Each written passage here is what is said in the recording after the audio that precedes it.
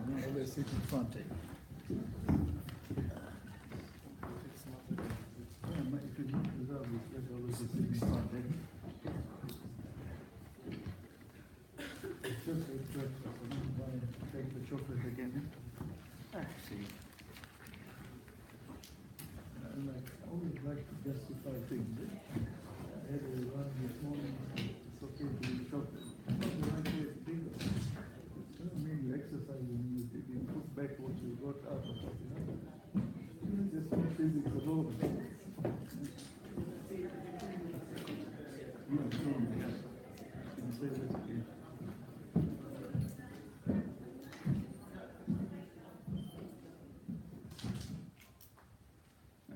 Now they're harassing this WhatsApp group. Too many notes now, every day something, Facilitators, I'm waiting for you. You know that you write all this. WhatsApp group is only mentioned. The line is important. In other countries, you can be charged. You can use your WhatsApp group. Oh, there is information. You post no. I mean, if you post something that is not relevant to the group, that is going against the rules of the spelling part is not good. Yeah. Look at this one. My girlfriend. Very nice one, yeah? This is the only time I say Subhanallah. Good thing to say.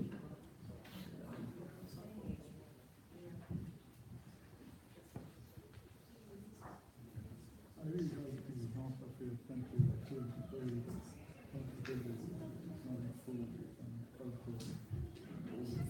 So you go out in the system, and it's very easy to adapt to it. I think it's very good Muslim. I do believe in this. I only have to learn it as you go in and learn from that. So the Islamic culture is very good.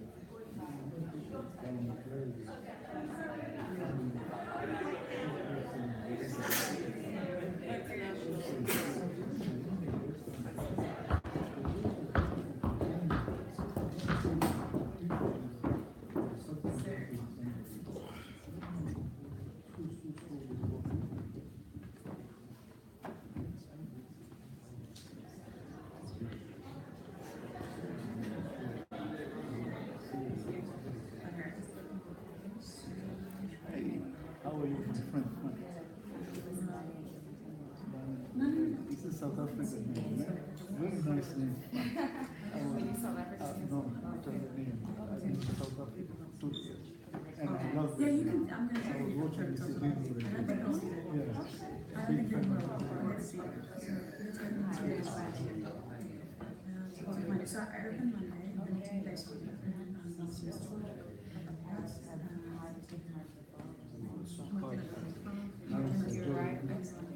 fan of yesterday, jogging group this morning. It was fun. I saw we went to the water, we came to the garden. The one who was jogging with us, because she was showing me certain places. This is something you could come to 5 years ago. It's really good. This is very done methodically. You wanted to run, you test yourself. And for those who are experienced, they can bring in the big runs. But nevertheless, it is fun. Oh yeah, okay.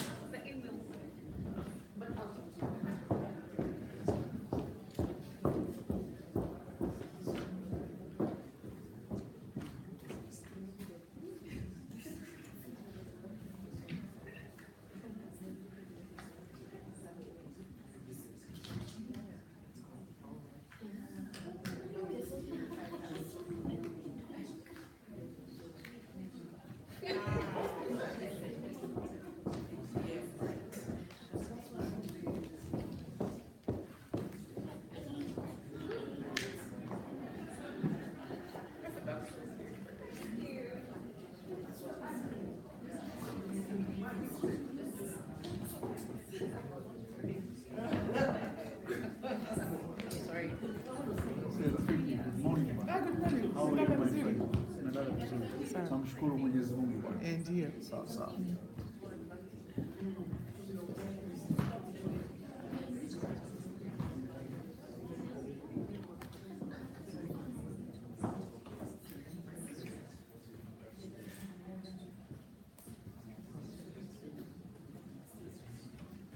Good morning. How are you? Are you from Oxford University? Yes. What area do you specialize in? Oh, I'm what's called research facilitator. Okay. So my role is to support our academic colleagues in obtaining research funding for developing their partners. This is the main do it for that way. Yes. In that context, I'm an associate professor of technical university planning, and we want collaboration between you and us. So with that said, may I give you this booklet of our university, Yeah. so that you give it my research coordinator, the good way to keep us in mind if you see any project that needs Oxford University partnership with us. I think so that is our booklet. Brilliant, thank you. We are a young university. Yeah. It was a very old university that started in the 60s as an offshoot of the University of Nairobi, which you guys are very familiar with. But then it grew up on its own to become Technical University of Kenya in 2013. Yeah. And now they have a specific program in aerospace and aviation engineering, and the first university in Kenya to do so. Yeah. So I told my vice chancellor that these are our prospectus and what we do in the university as well. Some of the achievements from we have an engine laboratory, we have a flight simulation laboratory, we are also manufacturing parts that are sold to China, so mechanical parts. So our technicians, we have a group of technicians in programs, and we're proceeding in developing the master's program. We have one at Frankfurt University in the UK as well. So please do keep us in mind, and we'd like to extend the arm forward for collaboration. Brilliant, yes. That's Thank you. very useful, thank you.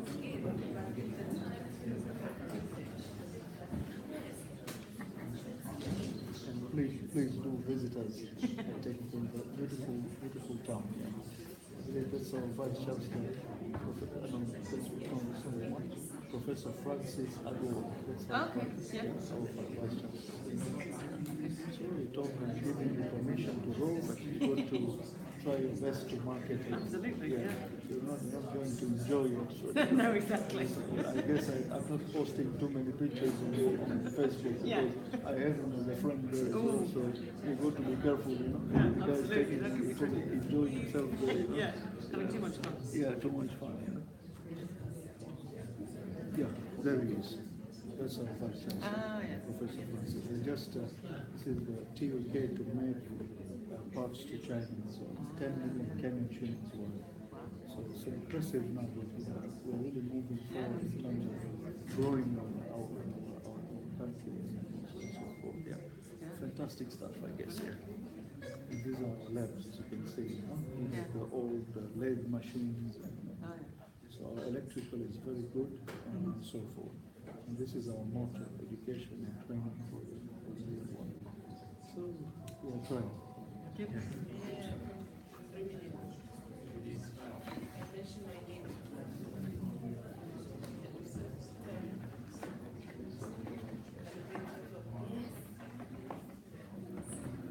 And the professors there asked me to give you some of this. This guy is Professor Ruben Wanda, who is the director of Kenya National Innovation Agency. Okay. So this is something you might like to take in case of research. And then we have his email as the director of our school, same guy. Ah, yeah. And then we have Professor Mumbo, who is the executive director of Faculty of Energy. He is the big guy from faculty. Right, So he is the executive dean. The next one that goes is the director of the school. Yep. And then we have the chairman.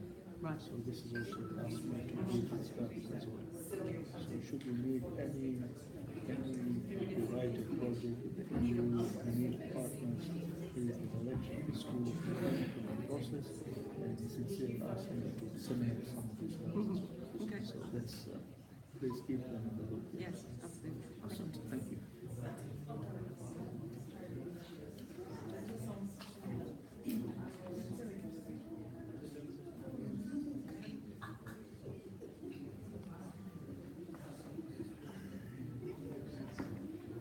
I believe the vice chancellor will be Oxford Yes. University. Yeah. I'm going to reserve this for her. Absolutely. Yeah.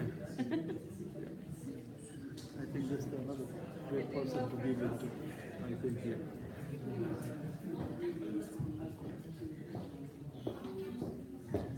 Vice chancellor are usually very clever people who have experience in building networks and so forth. Yeah, we can draw a leaf from the booklet, I guess. And Absolutely.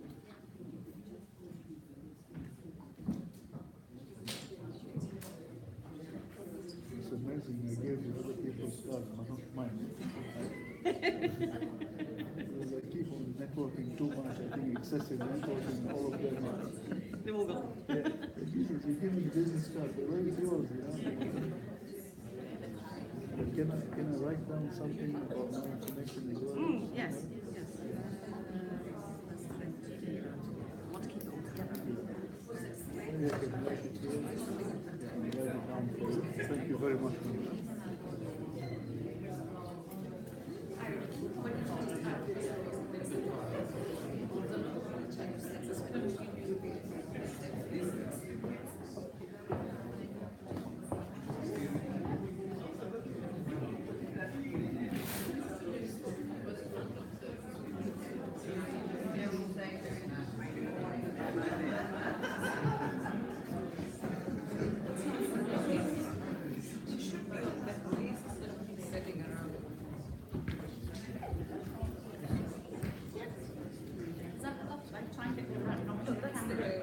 Took a long time setting up.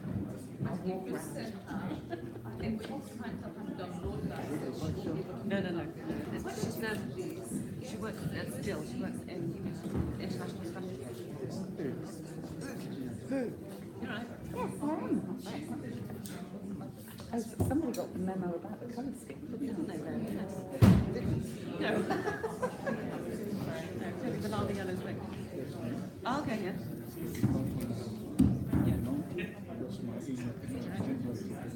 Oh, yes, I'd love to. Thank you.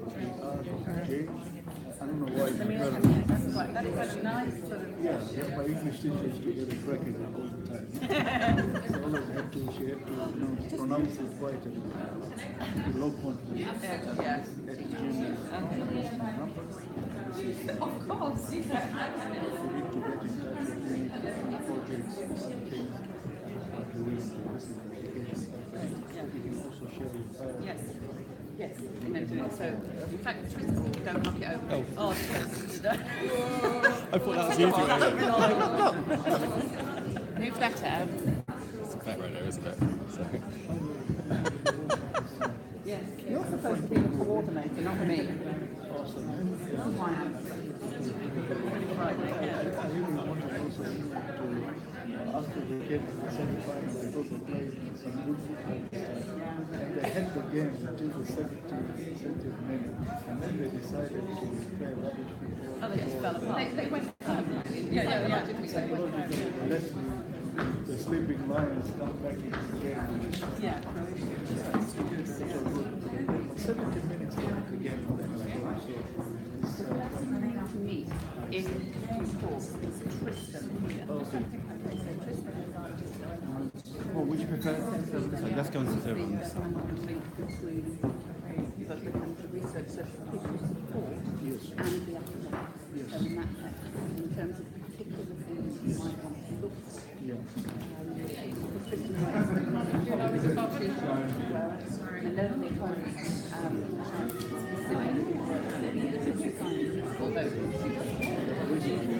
That's why I gave her this. I know it's the right hand now.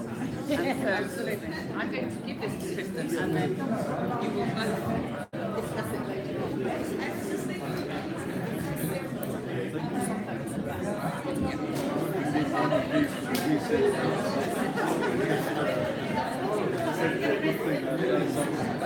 Like go back to my vice chancellor, I didn't go for a And you holiday. say, well, I'm not PDG, not PDRF, so you've spoken to me about international and international.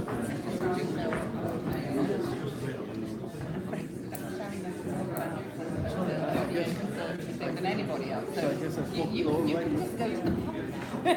Nadia, and you have just come to work here. Will I work for you? With the right Okay. You go through. Amazing how that If you can work for you. but it does. Oh, I thought you wanted to send it. No, I was thinking it's just Oh, okay. Yes, yes, definitely. kind of in front of this maybe. Yeah, as long as it doesn't block this. Maybe like here. I'll get loads Yeah, please. I was just waiting for the moment. I was just waiting for the moment. And you got it out. drop them up. That's number one. I actually provoked it. I knew it would No, I become something. Although you notice on something sometimes when you shoot something, it's not programmed in an hour. Rather than a double ending. In fact, I kind of not sure.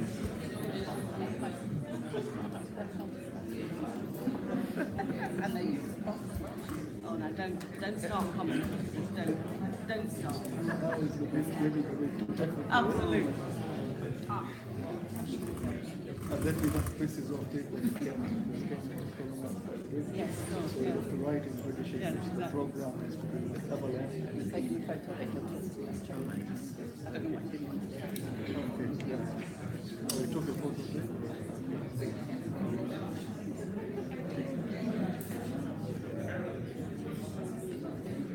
So would you like to have one? I'll take it. I'll put it in my bag. You've got all the Yeah. Very nice. I'm handing it to the right person as well. So it's give it back.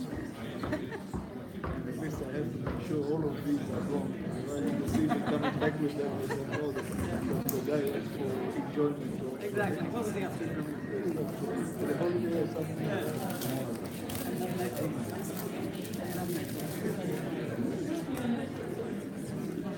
So my current brochure is one of the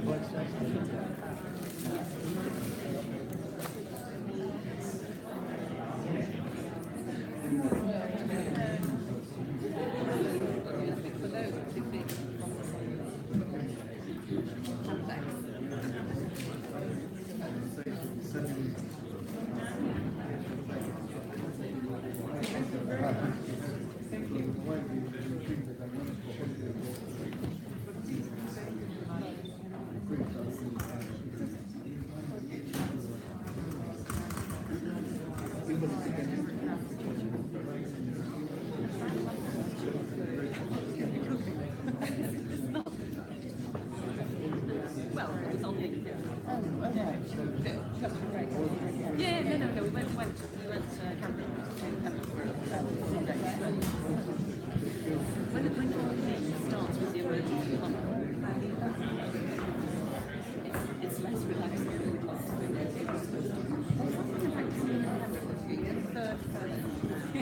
My neighbour's going tomorrow. Yeah. And a friend is going next week.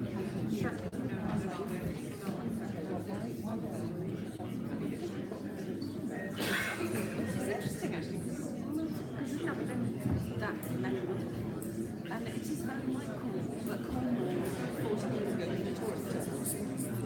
You know, again, you're not the first time you're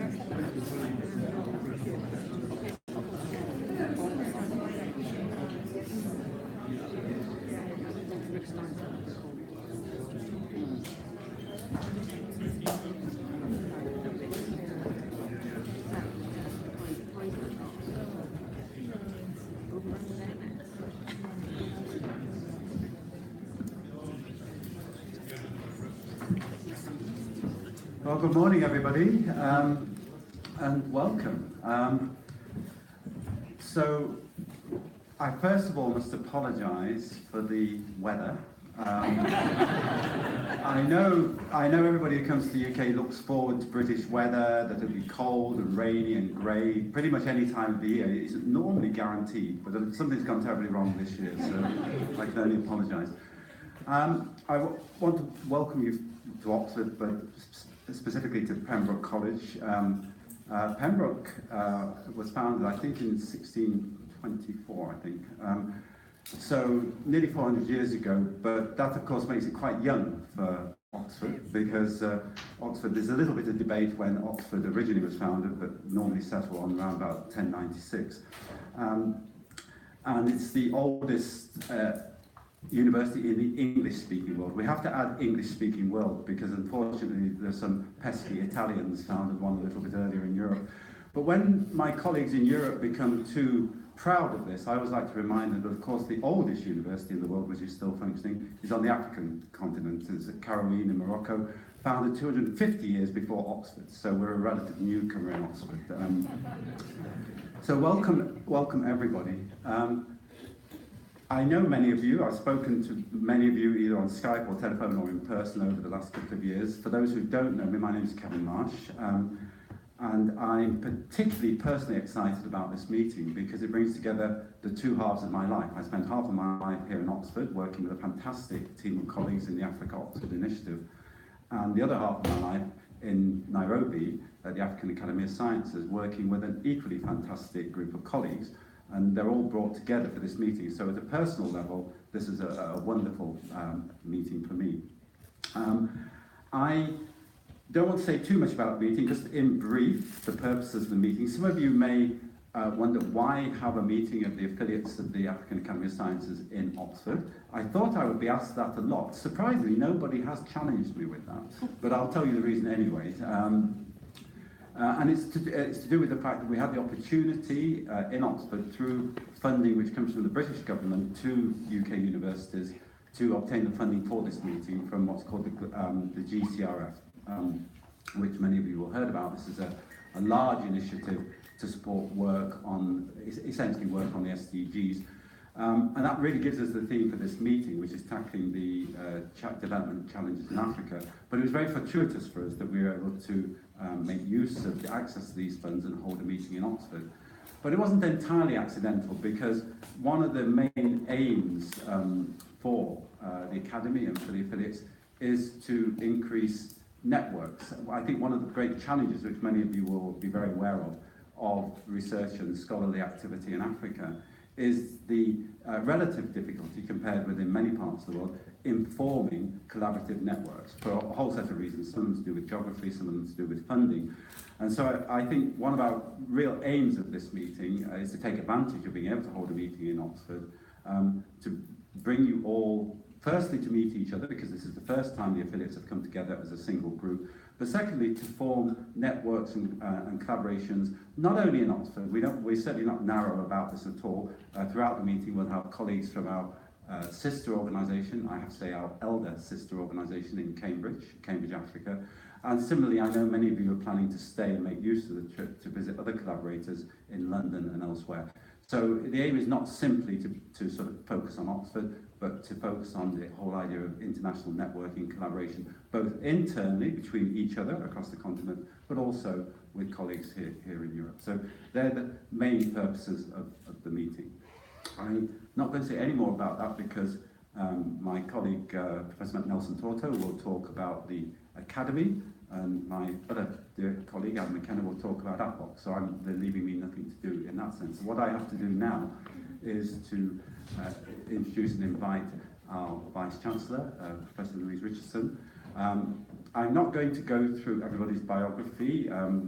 There's a very nice book which people have which gives the biographies of all the speakers, so I'll just say that Professor Richardson, our Vice-Chancellor, is a political scientist. She's an internationally recognised expert on terrorism and counter-terrorism. I'm never quite sure how comfortably that fits with your job in Oxford, but maybe more than I think. And we're particularly delighted that she's here today to welcome you all. When we set up APOC a couple of years ago, she very kindly was at that meeting too. So it's a very nice kind of symmetry that she's here today. And Louise, I know there's no such thing as a gap in your diary. So when you accept an invitation, it means you're turning other people down. I don't know who you sort of turned down this morning to join us here, but whoever it was, I'm sorry for them, but I'm delighted that you're able to join us this meeting. So I'd like to welcome you to come and just... Thank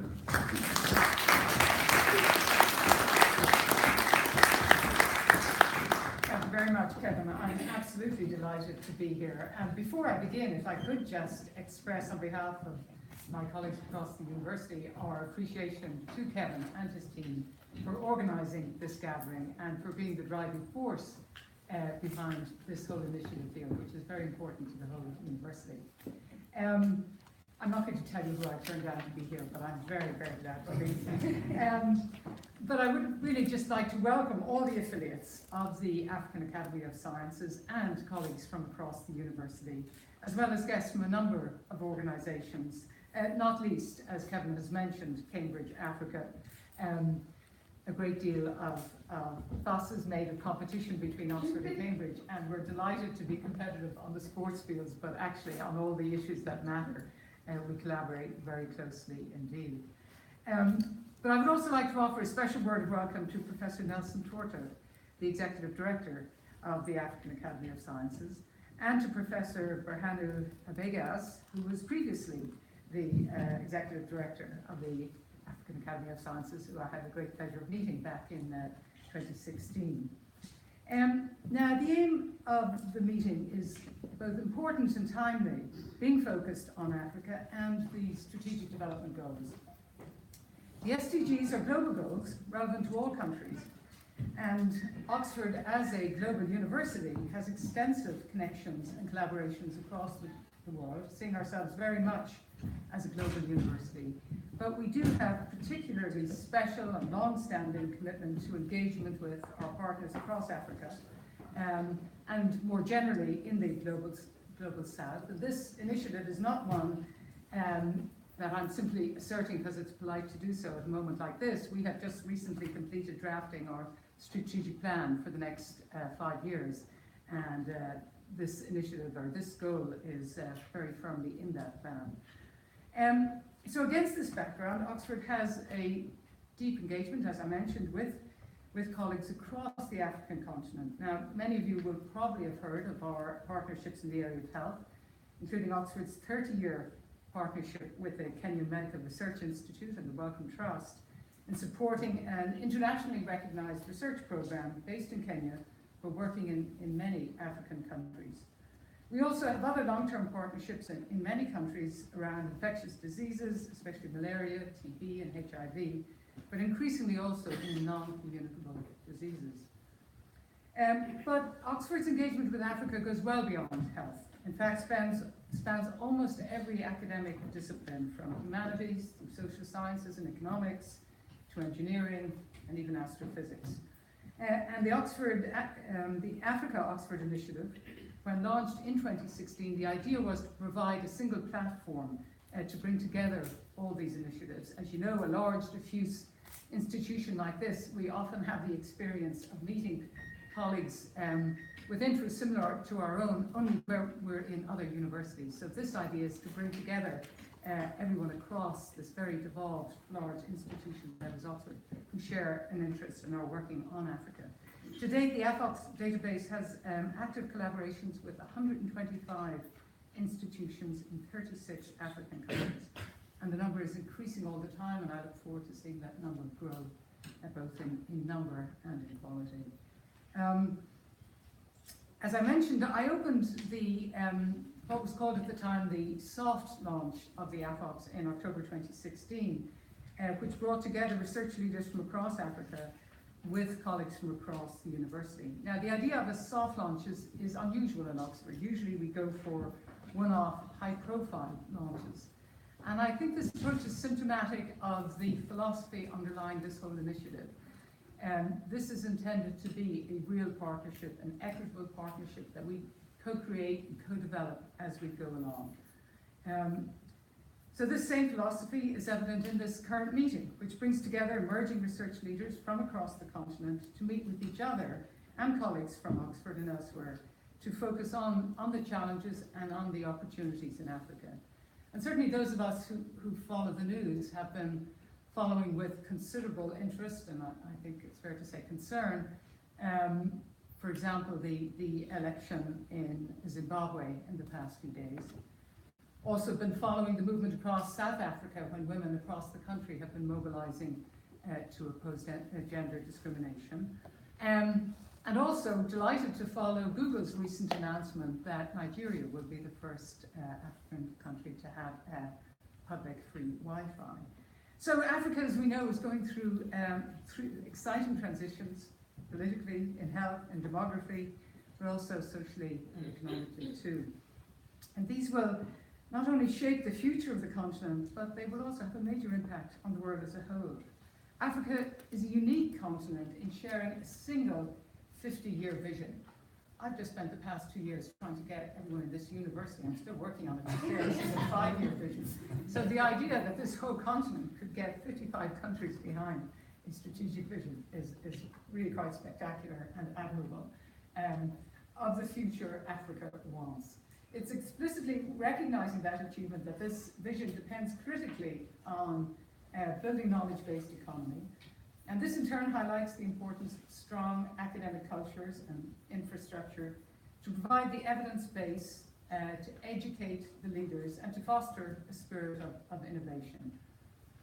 In the end, it seems to me that efforts to build a culture for science, technology, and innovation depend critically on leadership.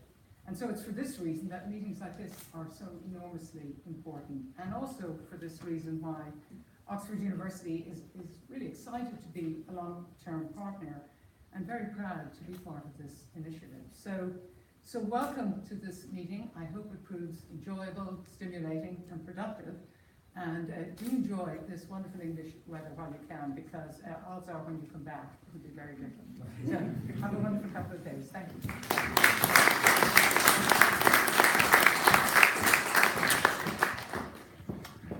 Thank you very much, Vice Chancellor. So now it's my pleasure to introduce, we're going to do a series of introductions, and I'm next going to introduce my colleague, Professor Nelson Torto, who's the Executive Director of the African Academy of Sciences. He's a distinguished chemist.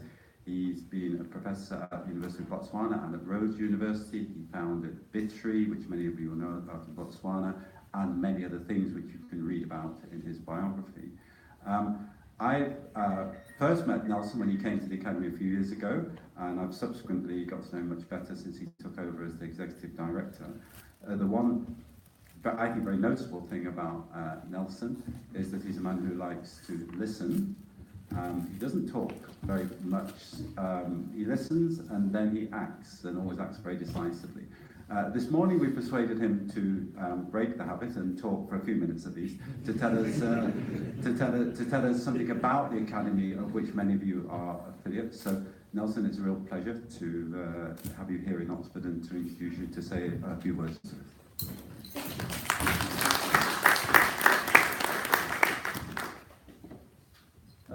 Thank you very much, Kevin, for the nice introduction. Let me just say, I have some PowerPoint slides that I'm going to use. You can just take it back.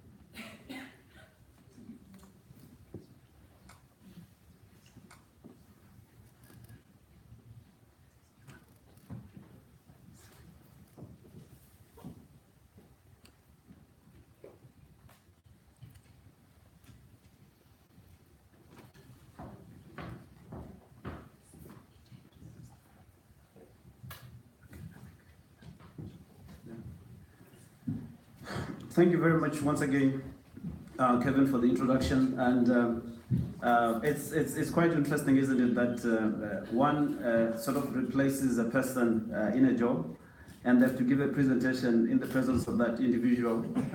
And not only that, that also that the individual gives a presentation after the person. So, you know, it's like an assessment for me this morning. whatever the case, you blame it on Kevin because of the fact that he's the one who did this excellent job with the team, and I'm very grateful for all the arrangements that you have made and getting us all here. Madam Vice Chancellor, it's a pleasure for me to be here, and I was here also when a couple of years when the soft launch was done.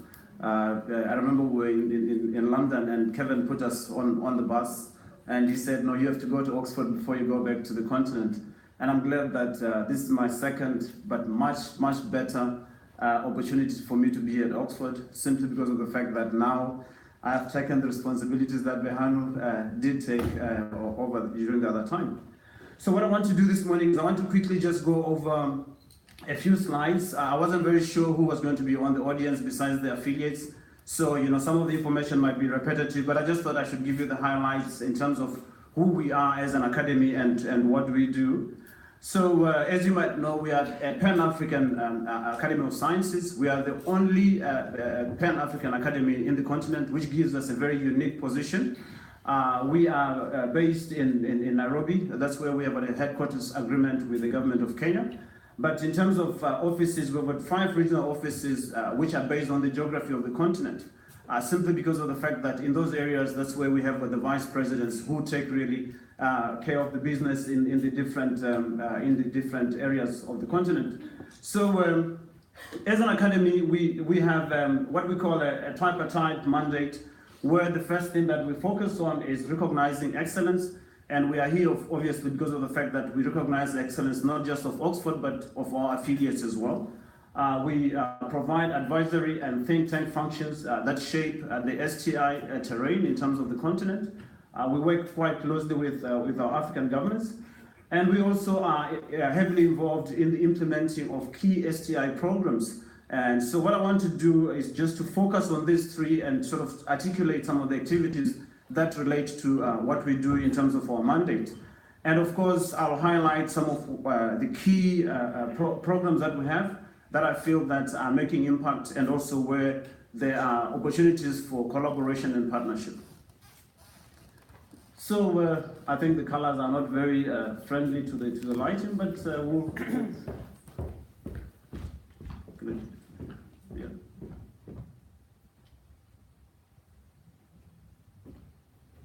Slightly better, yes. No, it's fine.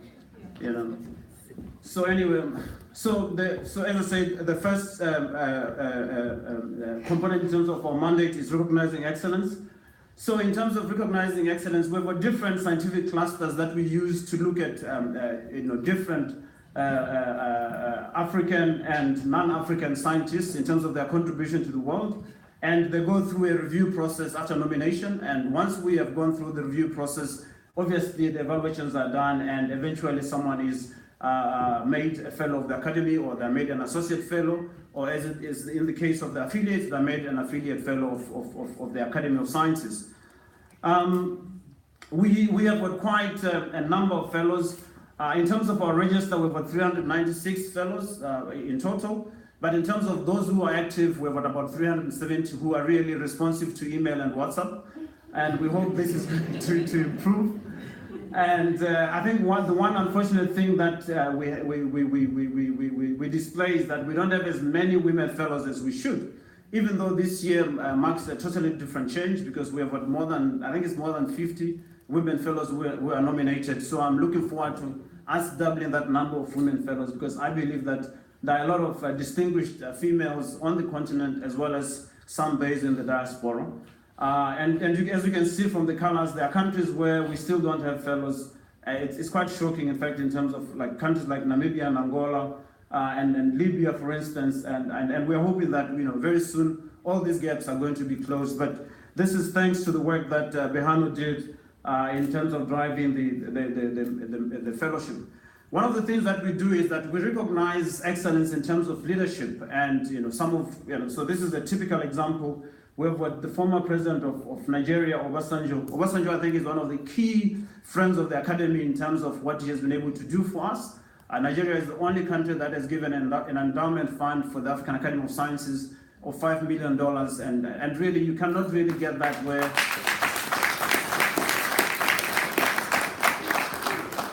where government gives you money without any obligation to spend it in any way that they see fit. So the other, obviously, is the President of the Republic of Congo, and there's a bit of bias because I'm from Botswana, so I won't mention the guy on the extreme right. So I think one thing that is interesting is that, this really is a slide for the affiliates, where you can see that the age distribution is an important factor. I was talking to my colleagues yesterday, and I was saying, in the olden days, we used to take about 3 months before one could actually submit a manuscript to the US. Nowadays, I think publication is very quick, so we expect that efficiency is going to be displayed at a much lower age, so we can actually anticipate that all these affiliates who are here are going to be our future fellows within a reasonable time, so that we can lower the age distribution in terms of the time to which people come to be fellows of the academy, and also they're still very, very active. So I think it's a very, very key slide there that shows that in the future, we aim to lower the age distribution of our fellows in the academy and in terms of the activity. And of course, the affiliates are here. We have about 62 of them. And of course, this is the distribution. Again, Kevin has been working on a new thinking here, where we are trying to find ways to improve the nomination of the affiliates, because in some areas you would find that even though there are people who could be affiliates, probably there's no one to nominate them. So Kevin has been working on a new philosophy about that. So I'm hoping that, again, the color and the shade of the continent is going to change within a reasonable time. So we also have, again, thanks to Obasanjo, we have got a prize that was initiated during Behano's time, where we recognize excellence in terms of some of our fellows. And these are some of the fellows that have received this award in the past. Unfortunately, for the affiliates who were in Botswana, you probably would have met our last recipient, who unfortunately passed away soon after that. So in terms of our second mandate, obviously it's advisory and think tank functions. And in terms of these, we try to work very closely with governments. We try to work with governments through what is formerly known as NEPAD Behano, the African Union Development Agency, now AUDA. So we work with AUDA to do different things, and this year the plan is that we are going to have evidence-based policy workshops in South Africa in December, in partnership with the South African government, in partnership with the UK government, in partnership with the EU as well, and in partnership with INCSA, the International Government Science Advisory Board, so that we can actually be able to enhance some of the efforts which governments are doing. So basically, that is our role in terms of think tank activities. And of course, I'm glad that we've got quite a few colleagues here from the continent. And this is where really the brains of our colleagues are required, in terms of pulling all the expertise that we have amongst the fellows, amongst all the Africans, amongst everyone else who is concerned in terms of advancing the lives of people. And this is an area where we can drive through the think tank activities. So the third component, as I said earlier on, is implementing of programs. Some years back, the African Academy of Sciences, in partnership with AUDA, which was NEPAD at the time, it launched what we refer to as the Alliance for Accelerating Excellence in Science in Africa. This has become now the platform for the African Academy of Sciences to drive programs. The IASA platform is very unique in the sense that it's agenda setting. It's a funding platform where, in fact, we are involved with many universities, with many partners, to try and not distribute funds, but to try and partner with them and look at strategic areas where research would transform or add value to the lives of those in the continent. And for this, we talk about aspects of shifting the center of gravity, where the researchers in the continent really take responsibility in terms of what has to be done, by who and where, and we sit together and we're able to come up with a way forward. So the ISA model obviously is something that is recognized by the African Union, so it allows us to have an inroad into the African Union, because of the fact that with our partnerships with African governments, we are really sort of shifting the paradigm and doing things in a manner that has not been done before. So the agenda really for the ISA platform is that we really look at programs at different places, obviously in terms of the requirement, what is the capacity required for the different places, the people, what are the needs for the different people. And with that, we try to build an R&D infrastructure We want to facilitate in the innovation and entrepreneurship through various programs. And also we want to develop leaders that can actually be the ones that are going to be steamroll all these programs. And it's always key that the researchers are working in an environment that is conducive. So the research uptake and management platforms are some of the aspects that we look at. So at the end of the day, we come up with policies that really would affect the way things are done. We try to sort of enhance practices, and I'm going to give you an example for that, and come up with products. At times, these products are individuals with PhDs and MScs. So this is how we drive these programs.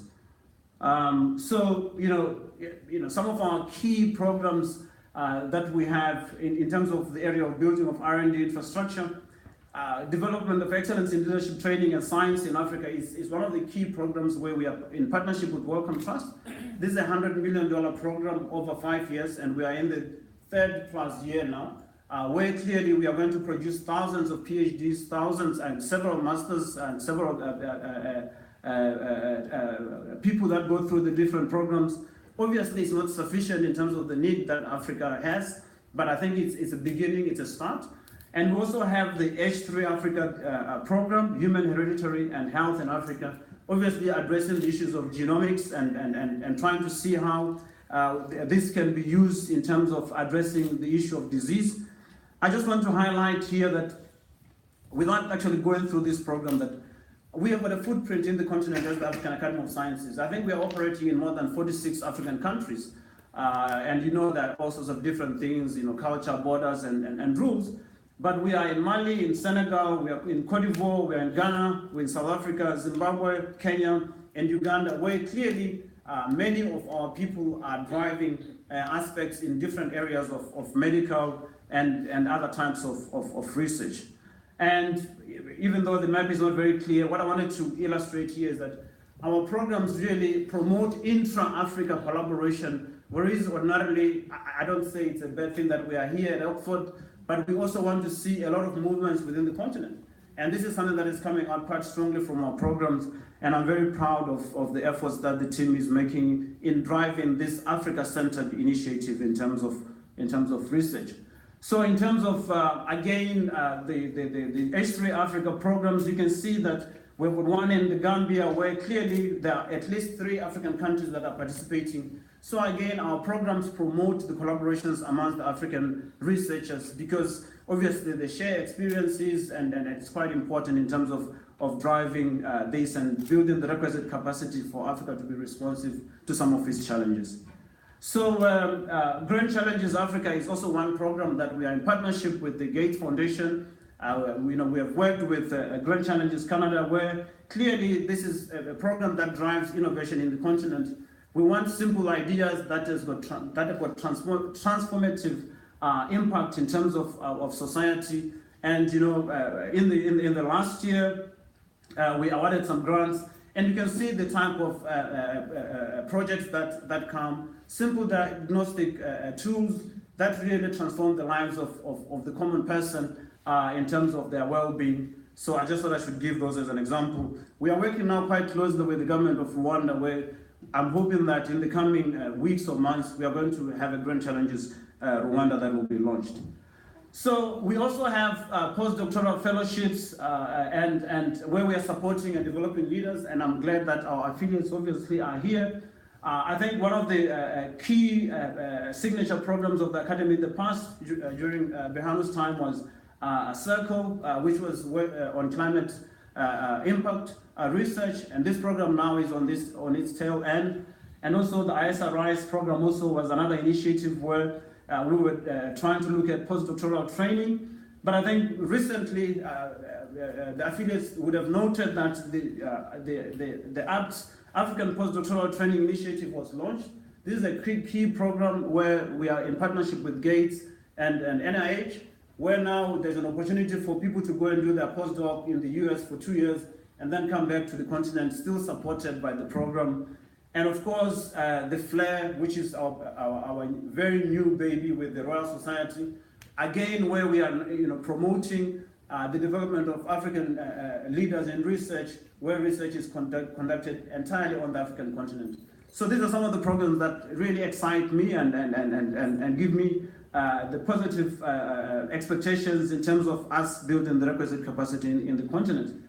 So we also, from time to time, I guess you can spot Abigail's there in the picture somewhere. From time to time, we bring in young scientists, normally in collaboration with STEAS at Stellenbosch, where really we bring them to interact with key players in topical issues so that we can get them to be inspired.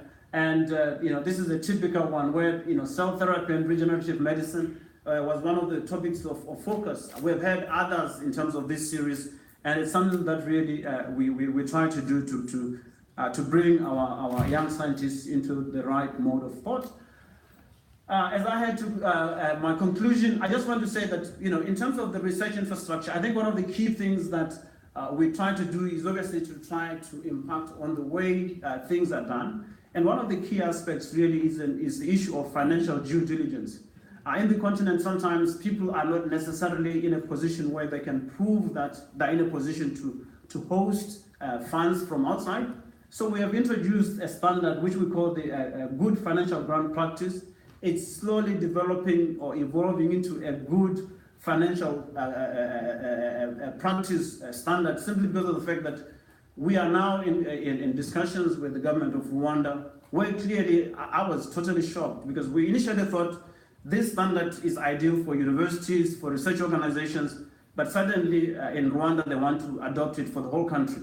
So it's something that we had never thought it could happen, but this is the way things are shaping. And Madam VC, I think this is a critical grant standard that I think has got relevance for everyone who is conducting research in terms of proving how the finances are run. It addresses key components like governance, procurement, finance, as well as HR as well. And we are able to actually see the fluidity of those practices through this standard. And I just thought I should just highlight that for your attention. And obviously, the other component that is very important, I'm glad that Elizabeth is here. Good morning. I didn't see you, but I just saw you as I stood up. One of the key things that really has been, I think, I don't know whether it's at the bottom of my heart or at the center of my heart, is the issue of publication and impact. In terms of Africa, where clearly, some of these universities, they've got very good scientists that publish in very, high impact factor journals. But as soon as they have, signed that last copyright document, the publication goes. I had an opportunity to give a presentation last year at a conference. I was invited. I don't know why. But when I tried to go back to my publications, I couldn't have access. It was requesting me to pay using my credit card because now I'm based in Nairobi. So clearly, a platform that shares research freely, without cost, without conditions, is a platform that we need. And thanks to Elizabeth, in terms of driving this Africa Open Research Platform, where now researchers on the continent can freely share their data within 5 days, where there is a traceability in terms of what effort has other people put in terms of the reviewers, because the reviewer sometimes is the man behind the wall who is never seen. Whereas we know that we can improve our science through the process of reviewing. And of course, this process clearly articulates the process and allows everyone to see how everyone is contributing. So this is something that we are driving as the African Academy of Sciences. And I've challenged the team and I said, you know what? Given that we have introduced this component, I think we need to come up with a standard that universities on the continent can actually use in terms of their promotion. Because then one would have not to worry about, oh, you are not publishing in high impact factor journals, you're publishing on AS Open. But I guess it's a story for another day. So as I conclude, I just want to say that, we have a strategic plan as far as our way of doing things is concerned that focuses on 3 pillars: our people, partnerships, and excellence. And of course, our vision is to see transformed lives through science. We want to leverage resources through research and excellence and through and thought leadership for the sustainable development of the continent in these 3 areas where we support the best people, places, and programs to undertake relevant research that people actually dictate to themselves because we are Africa focused. We want to form partnerships that are important. And we are glad that we are here at Oxford. It's part of the process. And of course, we want to provide an enabling environment for our people in terms of their structured development. So as the African Academy of Sciences, in our new strategic plans, these are our 5 focus areas really, where we clearly want our fellows to be active in these areas and drive different aspects that have relevance to the continent.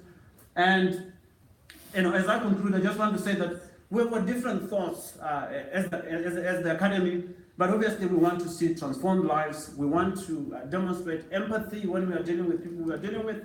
We want to understand that the person or the country or the nation that has got the problem is most likely to have the solution to that problem.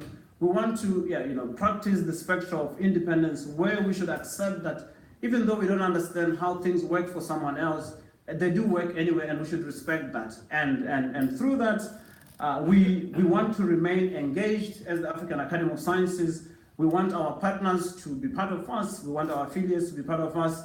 We want our fellows and stakeholders to be part of us. And we who are at the Secretariat, myself, Kevin, and the team, we want to make sure that we have an engaged interaction with everyone that is important to us. And with that, I just want to say that there's still room for more partners there. These are the partners that we have.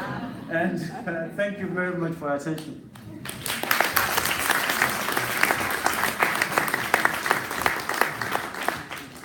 Thanks very much indeed. That was fantastic. Fantastic overview of what we're all trying to do collectively together under your leadership.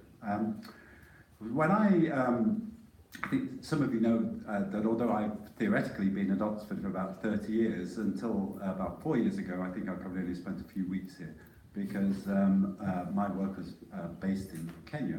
And when I did come to Oxford to spend half of my time here 4 years ago, I was very interested in what was going on across the university in relation to Africa. And I had a great stroke of luck, and that was to meet our next speaker, Anne McKenna, who at the time was completing a DPhil. But she, and it's entirely coincidence, I have to say this, although nobody believes this, it's entirely coincidence that she happens to be Kenyan. I have had a certain amount of criticism about favouring Kenyans. This is absolutely not true. In APOX, our staff are Kenyan, Ghanaian, Romanian and South African. But it was a nice coincidence that Anne happened to come from Kenya. But shared more with me than that, which was a passion for both capacity building and also wanting to see Oxford change. I think the thing which struck me when I came to Oxford was how unusual it was, having spent most of my working life in Africa, to come to a world-leading university, which I think we all accept and we're all trying to do something about, did not show enough diversity. And so it was a great stroke of luck that Anne and I bumped into each other, and we worked together with other colleagues, some of whom are in the room, to help develop the concept of APOX. And so I'm really very happy to invite Anne, who's a dear friend and colleague, and is the coordinator of the Africa Oxford Initiative, to come and say a few words about APOX.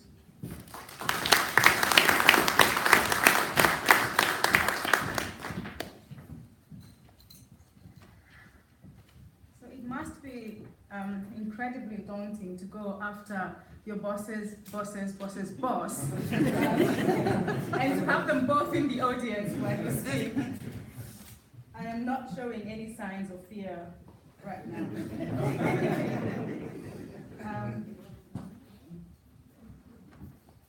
Okay, so it will come when it does. Very warm welcome to you all. It's indeed a great pleasure to welcome all of you to Oxford. A great pleasure to see Professor Berhanu again, always a treat. Thank you very much, Vice Chancellor, for being here. It's an honor that you've been with us from the very start of the idea of APOX, and of course, a great welcome to Professor Nelson Toto from the Academy of Sciences. We've met in very many meetings. We just never had a chance to actually have a conversation.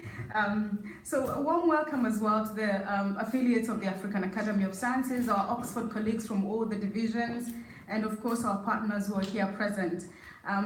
This is arguably the largest gathering of African academics in Oxford, which says a lot about us and about the university and about the way we've managed to get all these amazing academics here today. And so I am particularly impressed with the energy and the excitement that we've had, and going by the conversations I've been eavesdropping on, I think we're in for a great couple of days.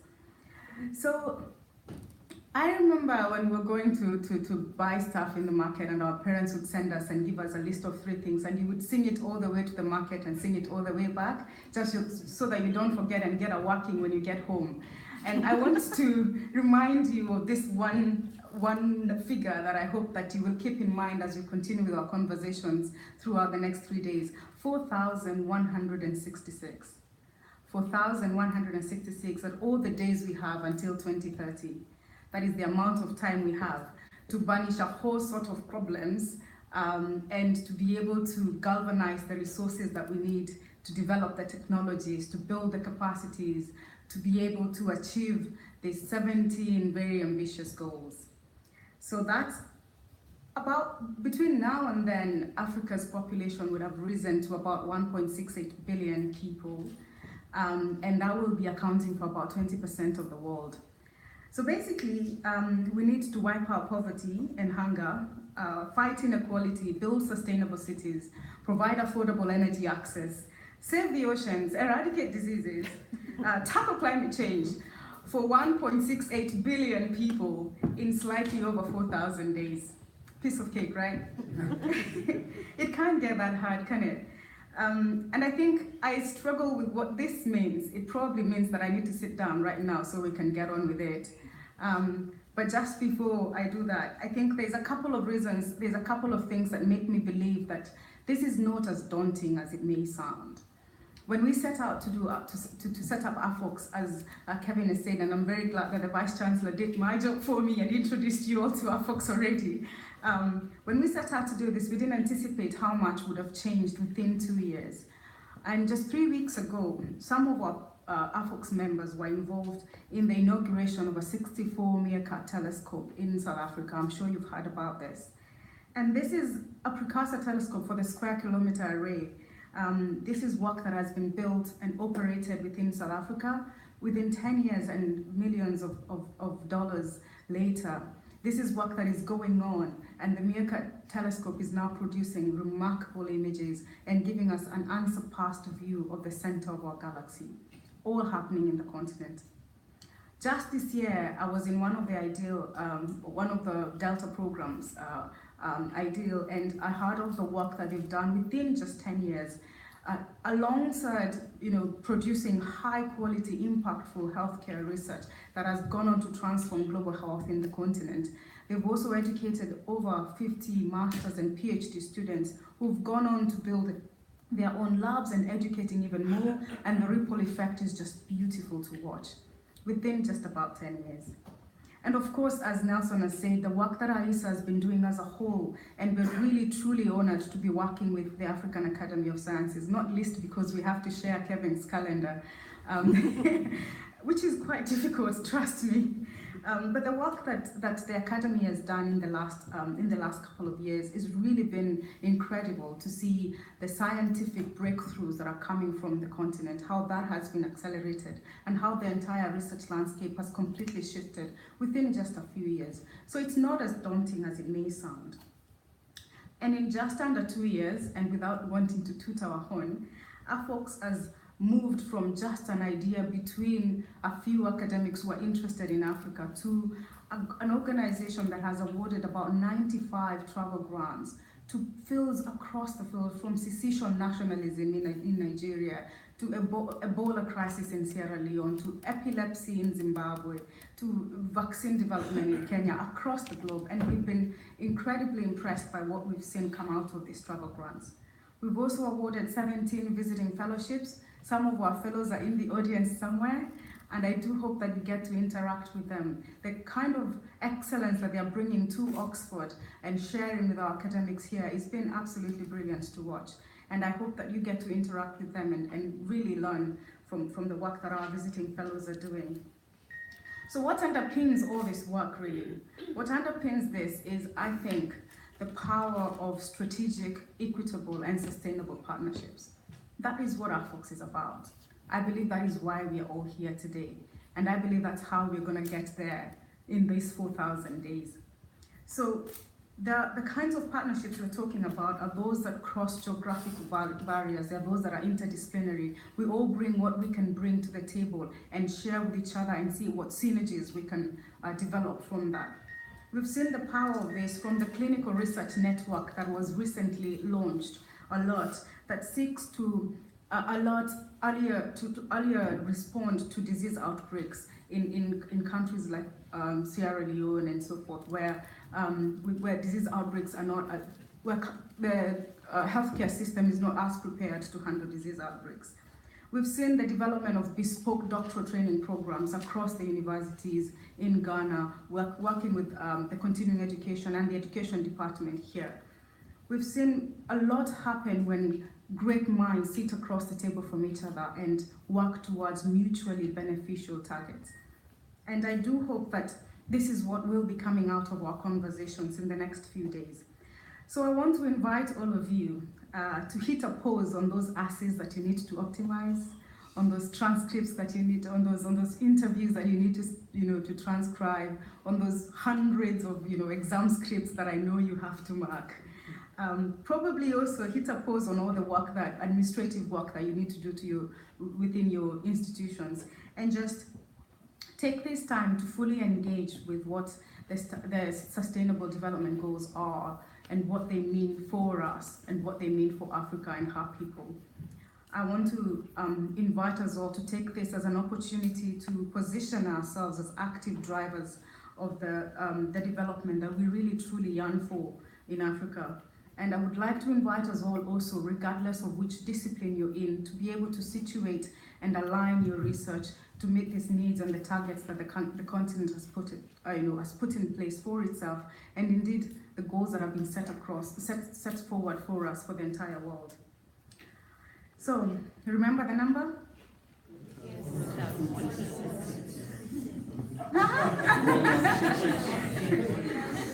At the end of these 3 days, we will be 4,163 days away from the target, right? I truly believe that we have the power to be able to at least be in the right track and get on to reaching to these goals. I think the incredible partnerships that can be formed from here, the work that the AAS is doing, the work that AFOX is doing to support and facilitate these synergies is going to be the way to reach us to our goal faster and more effectively.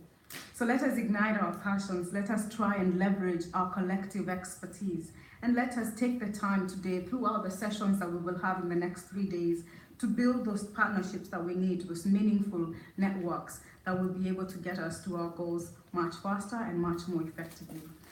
So, in the interest of our ticking clock, I'm going to sit down and let us get on with it. Thank you.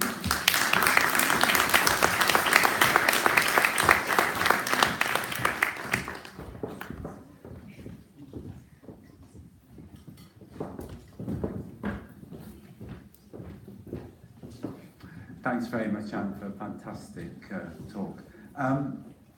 So we've now completed the welcomes. I realise I did forget to do something right at the very beginning, which you always have to do at these meetings. Fortunately, Pembroke is very relaxed about this. I asked, do I have to give a safety notice? And they have given me a safety notice. It basically says, if there's a fire, go outside. Which seems good, sensible advice. There will apparently be, there's normally an alarm at 10 to test the system. We hope it has been changed to 11.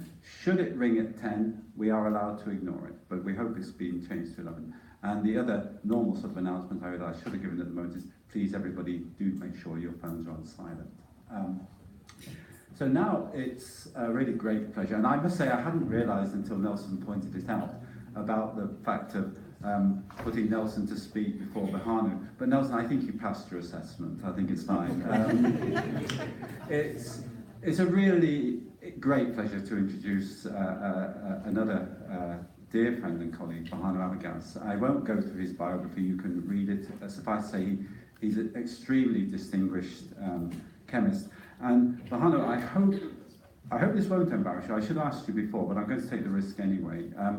I want to say something rather personal about Bahanu, which he was telling me recently about his background. And the reason I'm going to say that, if that's all right with you, Bahanu, is because I think it's really illustrative of a change which has taken place across the entire continent. We were talking yesterday at lunch, and he was telling me that, and I hadn't realised this before, I knew he came from what you might call a poor family in Ethiopia.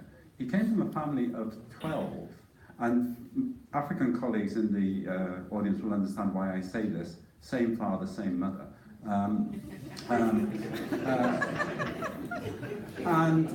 And all 12 of the Sibs are still alive. Bahanu didn't have a pair of shoes until he went to secondary school. 11 of the 12 went on to further education. And when he was telling me this, I was thinking, what incredible parents. Imagine that, 12 children born in rural poverty, all educated to further education standards, all done enormously well. And I don't want to embarrass you, Bahanu, but I think you've probably done best of all of them, because Bahanu went on to become most distinguished scientist. I have to say he is the most connected person I know in science in Africa, in the very best way, not in that sort of rather bad way, but sometimes people say people know everybody, when what they mean is it's not quite as congratulatory as it might be. But in Bahanu's case, he knows literally, I think, everybody who does anything in science in Africa. He's got an unrivaled knowledge of African science, African institutions, and an unrivaled history of leadership in African science. He was the previous director of the Academy. We worked very closely together during that time. So Bahanu, it's a great pleasure. And I should say, of course, the affiliates was your idea. When you were at the Academy, the affiliates was your idea. So it's your fault that we're here today. And it's a great pleasure to welcome you and come and give the keynote talk.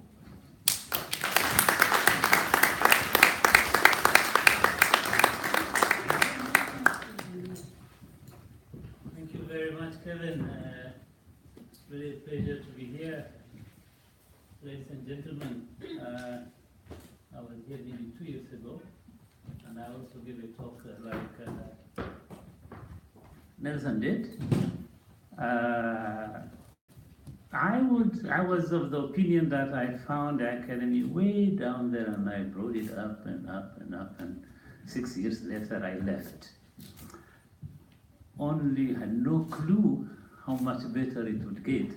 And so listening to this presentation, and myself having visited the Academy, I walked into an institution that I had only left a year and something away, and I was completely blown away.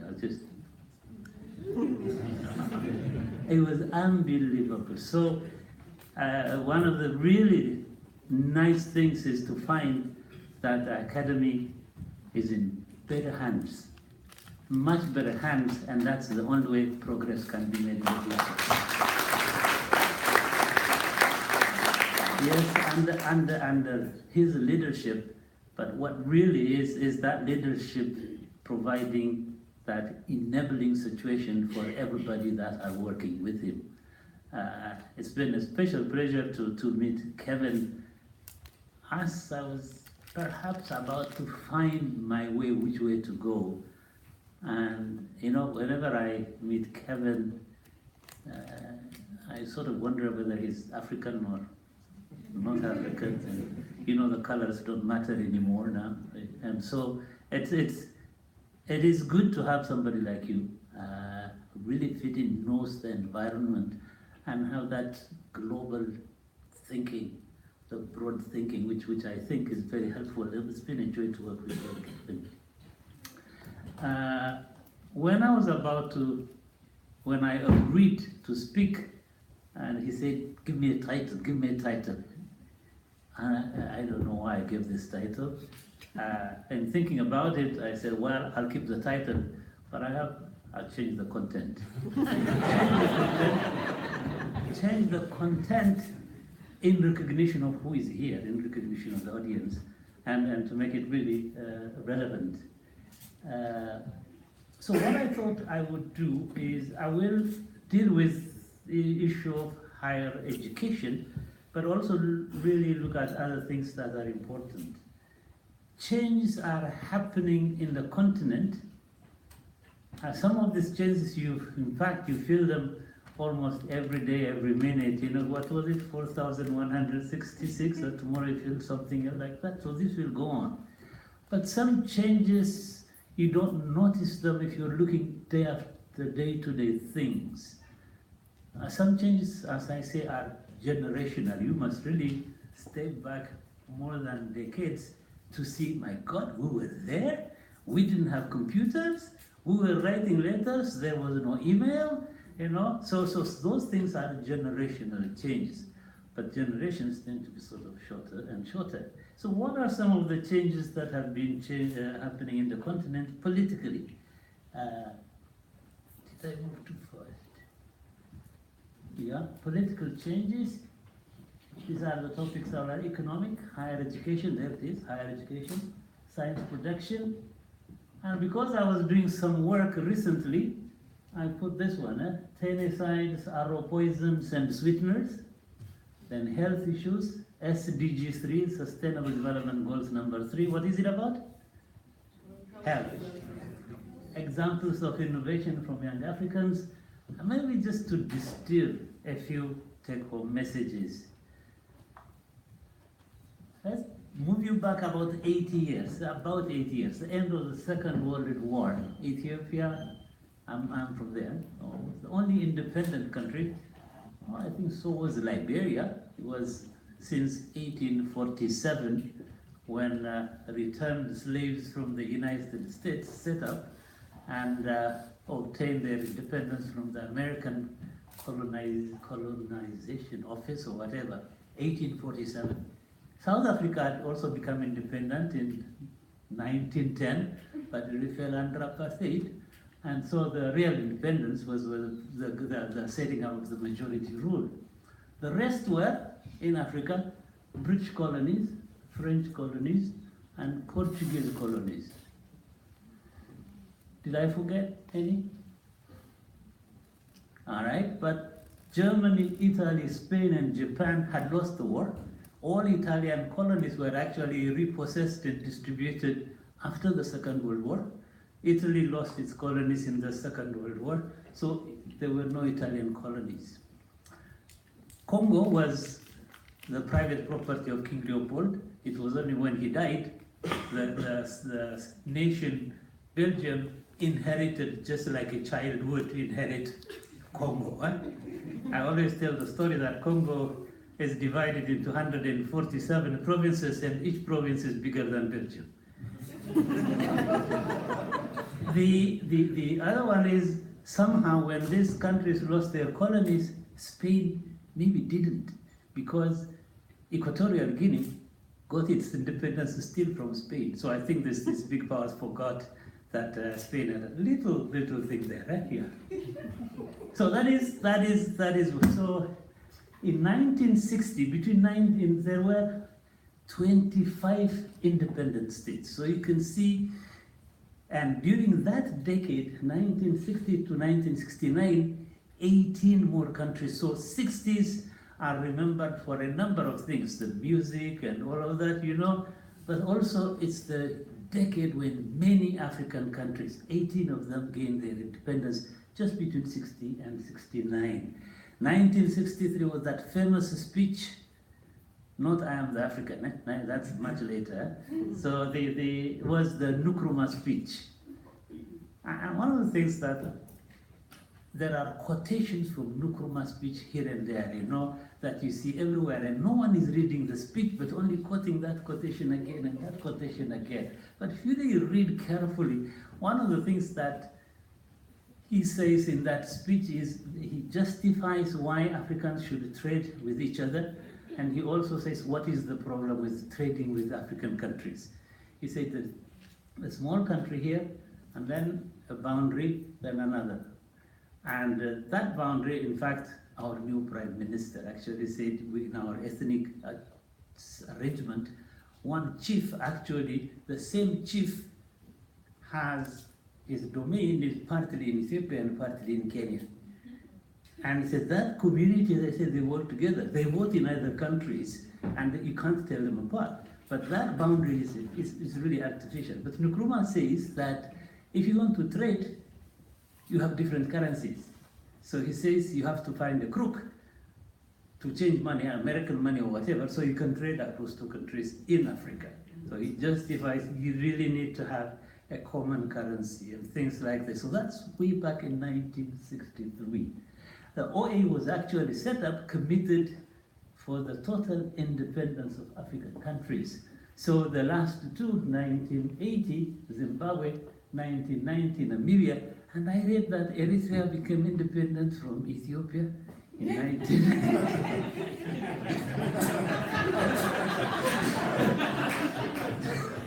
So I forgot.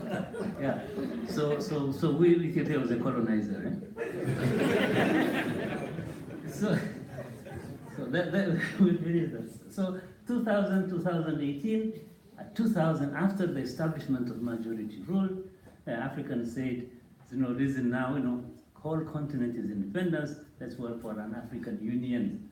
So 2005, the consolidated plan of action of NEPA.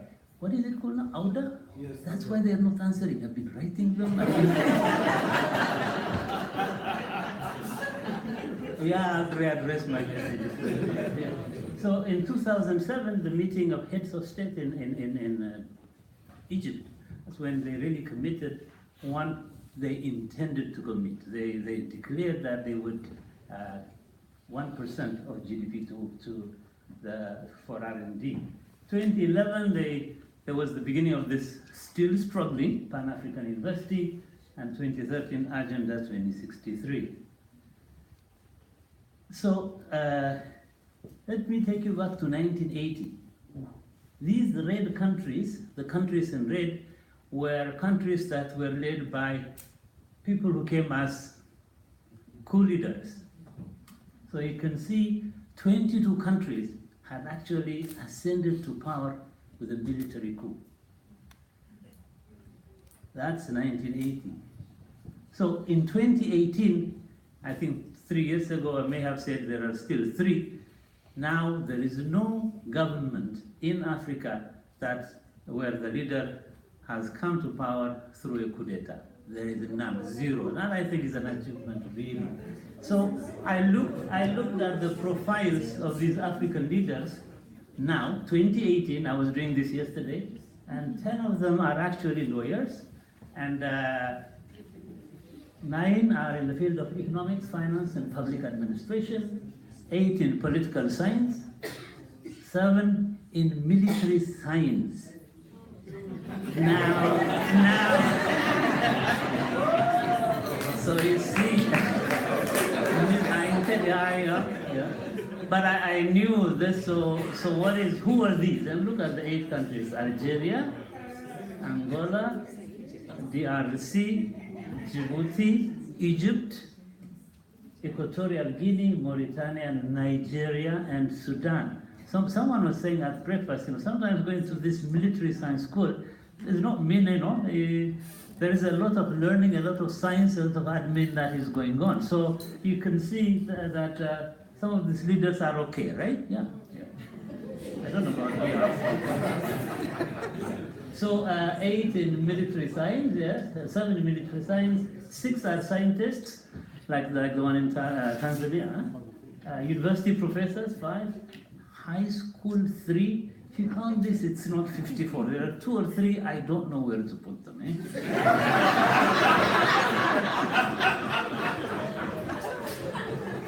So more democratic succession to power. Currently, no leader has come through a coup d'etat. But some leaders are overstaying, You know who they are, Somewhere in the heart of Africa, Yeah. But you always, because of what we hear about Africa is bad news.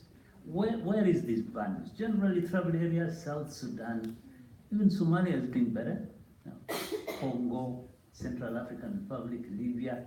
So terrorism affecting areas like Belgium, UK, etc., right? But also other Nigeria and Sahel. Someone was relocated from Nigeria to Kenya, and she said, "Goodbye, Boko Haram.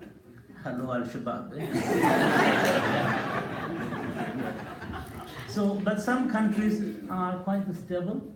Botswana, Zambia, Namibia, Mozambique, etc. in West Africa. And Africa, East Africa, in that ... is Ethiopia. Yes.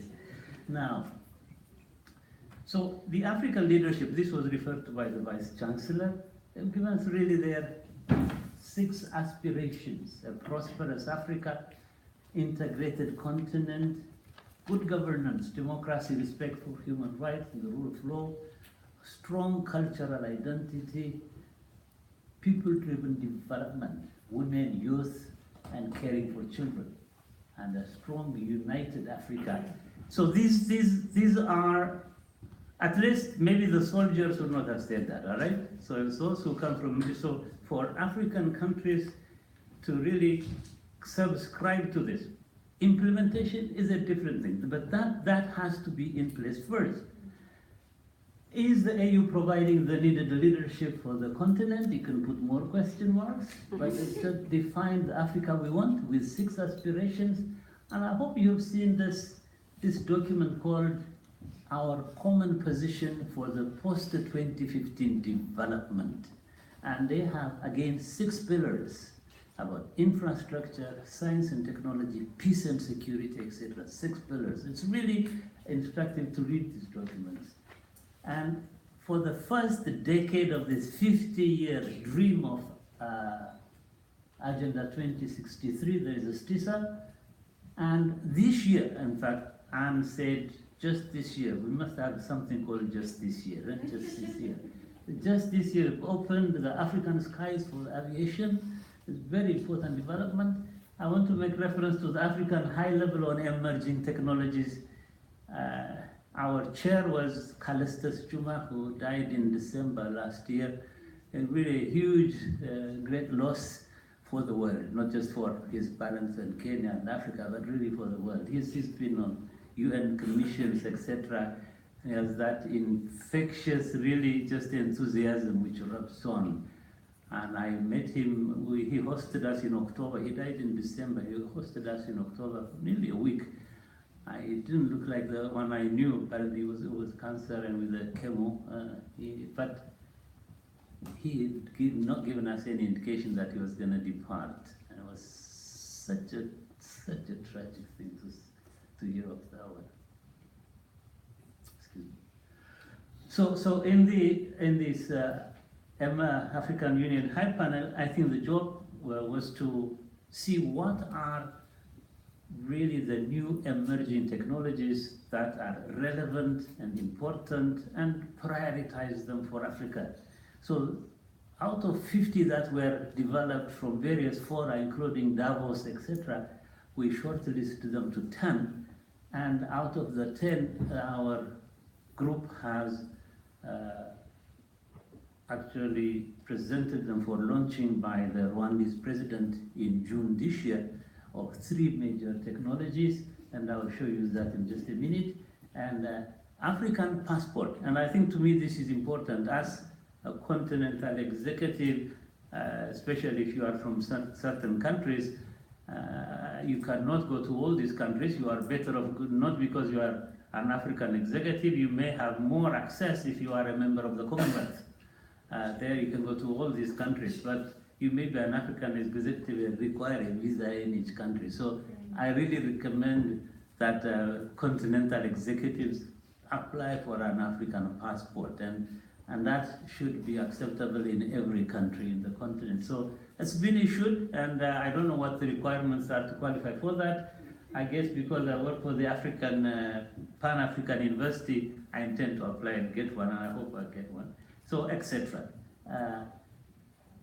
So these are the 3 technologies recommended by the African Union High Panel on Emerging Technologies. Gene drive is one, drones on the horizon, transforming Africa's agriculture, and microgrids. So as these were launched, if you see the press release, and this is what I really insist, is the African Union Panel on Emerging Technologies calls upon research and development institutions and entrepreneurs to examine these recommendations and further call upon African governments, regional organizations, and partners to support in taking this work to the next level. So if this Africa-wide organization, African Union High Panel, makes these recommendations, and if any of you really want to get into any of this work, I think there is that prioritized area for intervention that has been identified, which should be a justification for more funding.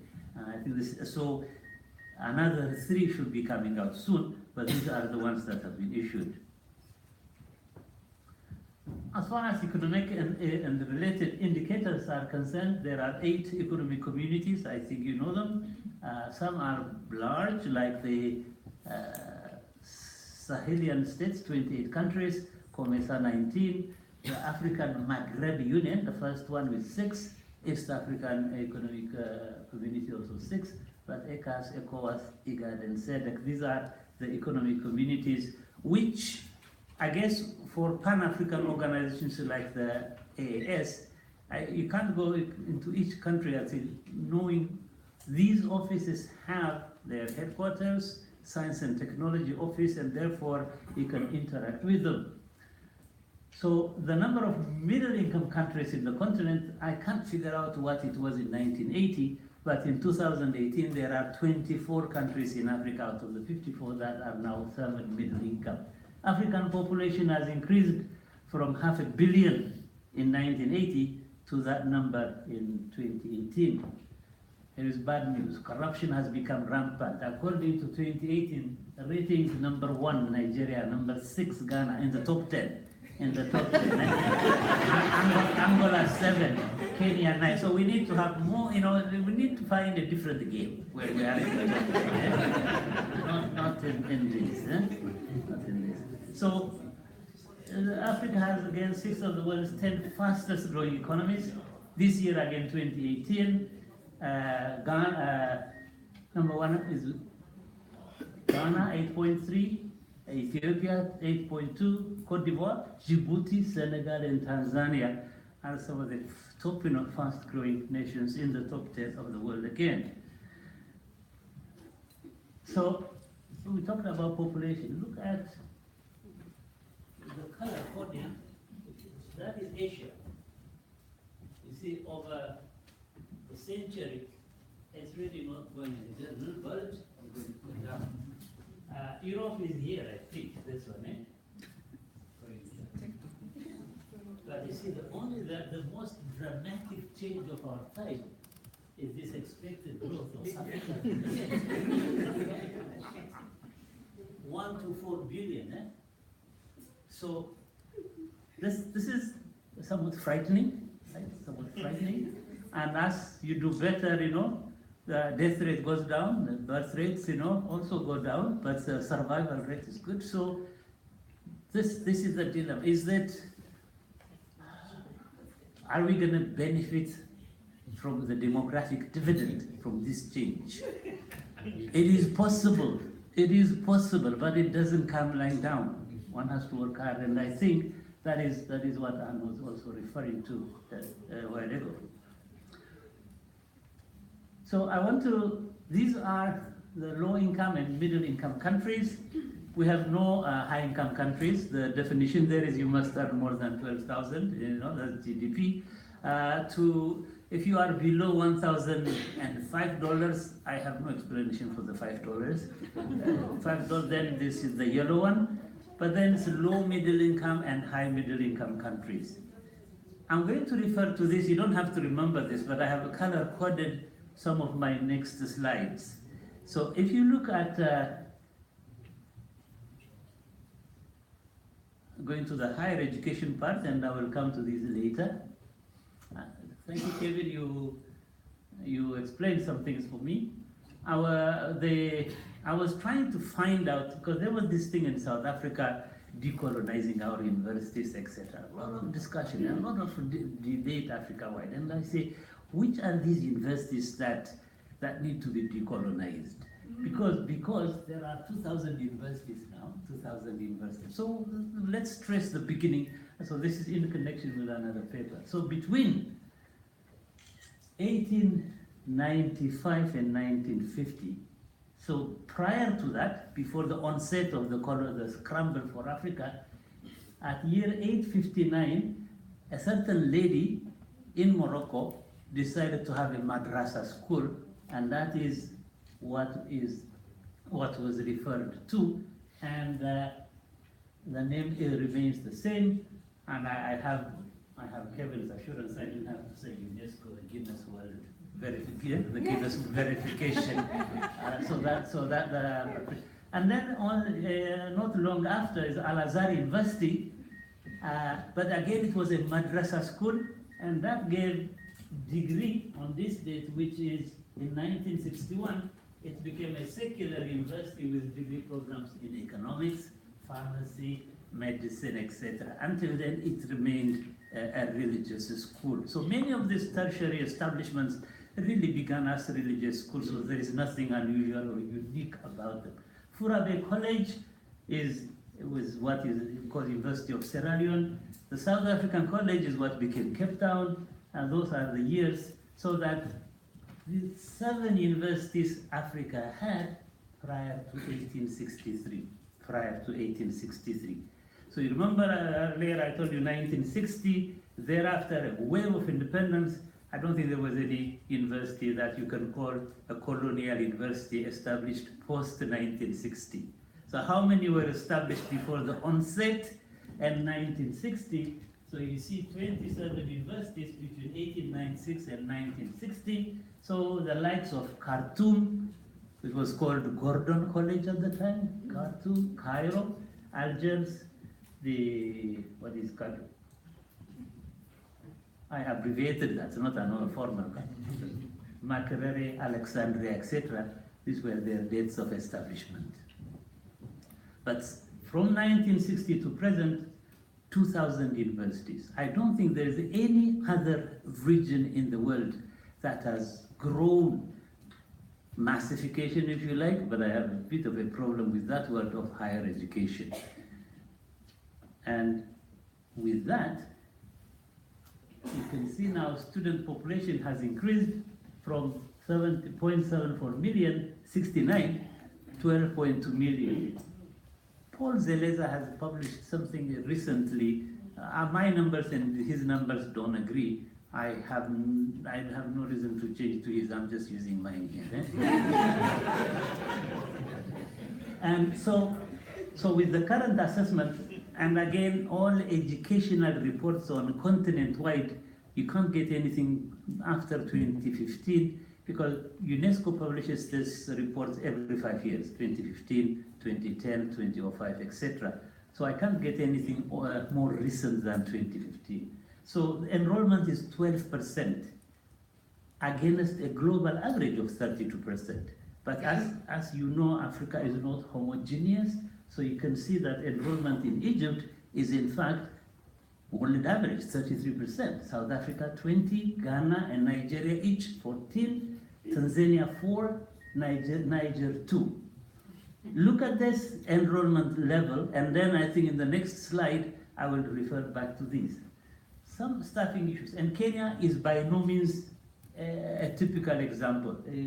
In Kenya in 2018, there were 18,005 faculty in the country, 74 universities and colleges, but only 34% have doctoral degrees. So with this level of qualification, you can see how expansion and opening new universities will have serious staff issues, staff shortages. Some people think then why open universities? I'm not sure I agree with that, and I think the issue is quite complex. Credibility issues. 67 PhDs awarded between 2011 and 2013 by Kampala International University. They were declared invalid. It's a huge loss on investment, amount of time. And the students and the people, after the degrees were granted to be void, that is a serious issue we have in higher education that needs to be addressed. So it's in turmoil. I think the expansion has not been matched by a corresponding, the commensurate level of human and financial resource. Quality has been diluted, obviously. When you add more and more solvents, the concentration goes down. Again, you see something about the higher education and the time scale of operation. The time of scale of operation and the frequency of change that's happening these days are so fast. There is a mismatch on what can be started now and over the conventional process of a product delivery and how that is supposed to fit the demands. That is a big problem that we need to look into. So again, with respect to young people, if I was one of them, the declining quality has made institutions unattractive because how many times do you want to go for a PhD? Once, if you have a choice, right? So you want to go to the right place, in the right place, in the right time, and that not 3-4 years is what really your label. And therefore, if they become unattractive, the best talent have a chance of going somewhere else, and they should. And they should. But this is the problem. So the scale, all right. So again, in terms of partnership, there are diehards who are still sticking it with us, but seeing that their investments are not yielding the expected results, shifting their focus to other areas. Therefore, how do we keep our partners engaged? And then we have to address those issues. How do we address them? So is it all doom and gloom? And I think this was in your talk also, but I think there are things that can be done. The universities are forming clusters and partnerships. This is not in order of effectiveness, Pan-Africanism. No, but the ideas are excellent, and we have been asked to join a team to write the strategic plan for the Pan-African University, and we're trying to really see possible really significant changes and emerge as an important institution. The African Center of Excellence program of the World Bank, a third round is in the making for the last time. So the concern now is, are they going to be sustainable in funding after the withdrawal by the World Bank? African Research Universities Alliance, Raw Forum Universities. This is Africa Oxford program, right? Yeah. Nothing called as this so-called those little things, sweet little things. And I don't know how, I'm the one who typed it, so it's a Cambridge Africa program. This is I'm not, I noticed these little things and I'm victim there myself. So I've listed branch campuses. I don't know if you know what I mean by branch campuses. After the GATS agreement, the Global Agreement on Traded Services, 1995, traded services like commodities, higher education has become one of those. So higher education has become a commodity for trade. And all the 100-something countries who signed it in Uruguay are actually committed to it. So is this good? Is this bad? I don't know if my voice gave away or how I said gave it away, but it is. So I think the Technisches Universität Berlin has opened one in Egypt, Lancaster University, and another one. Is there Middlesex? Middlesex, yeah, that has opened branch campuses in Africa. Africa is not an attractive location for branch campuses. So New York University, all of these are in Qatar, where big money is. So it is, if negotiated properly, I think some of the quality deficits that we are having can be met in a way through this, but the negotiation has to be done carefully. So this is really an important as branch campuses. The next Einstein Initiative, Scientific Africa, and open research access that Elizabeth, I greet you, we'll meet later, yeah. So things we want to hear about. So I think this is, just to point out here, on the list on the right are the top 15 universities in the world rating. So they may be 47th or 156th, but the top 15 in Africa are these. So these are the RY universities, these are the Pan-African universities.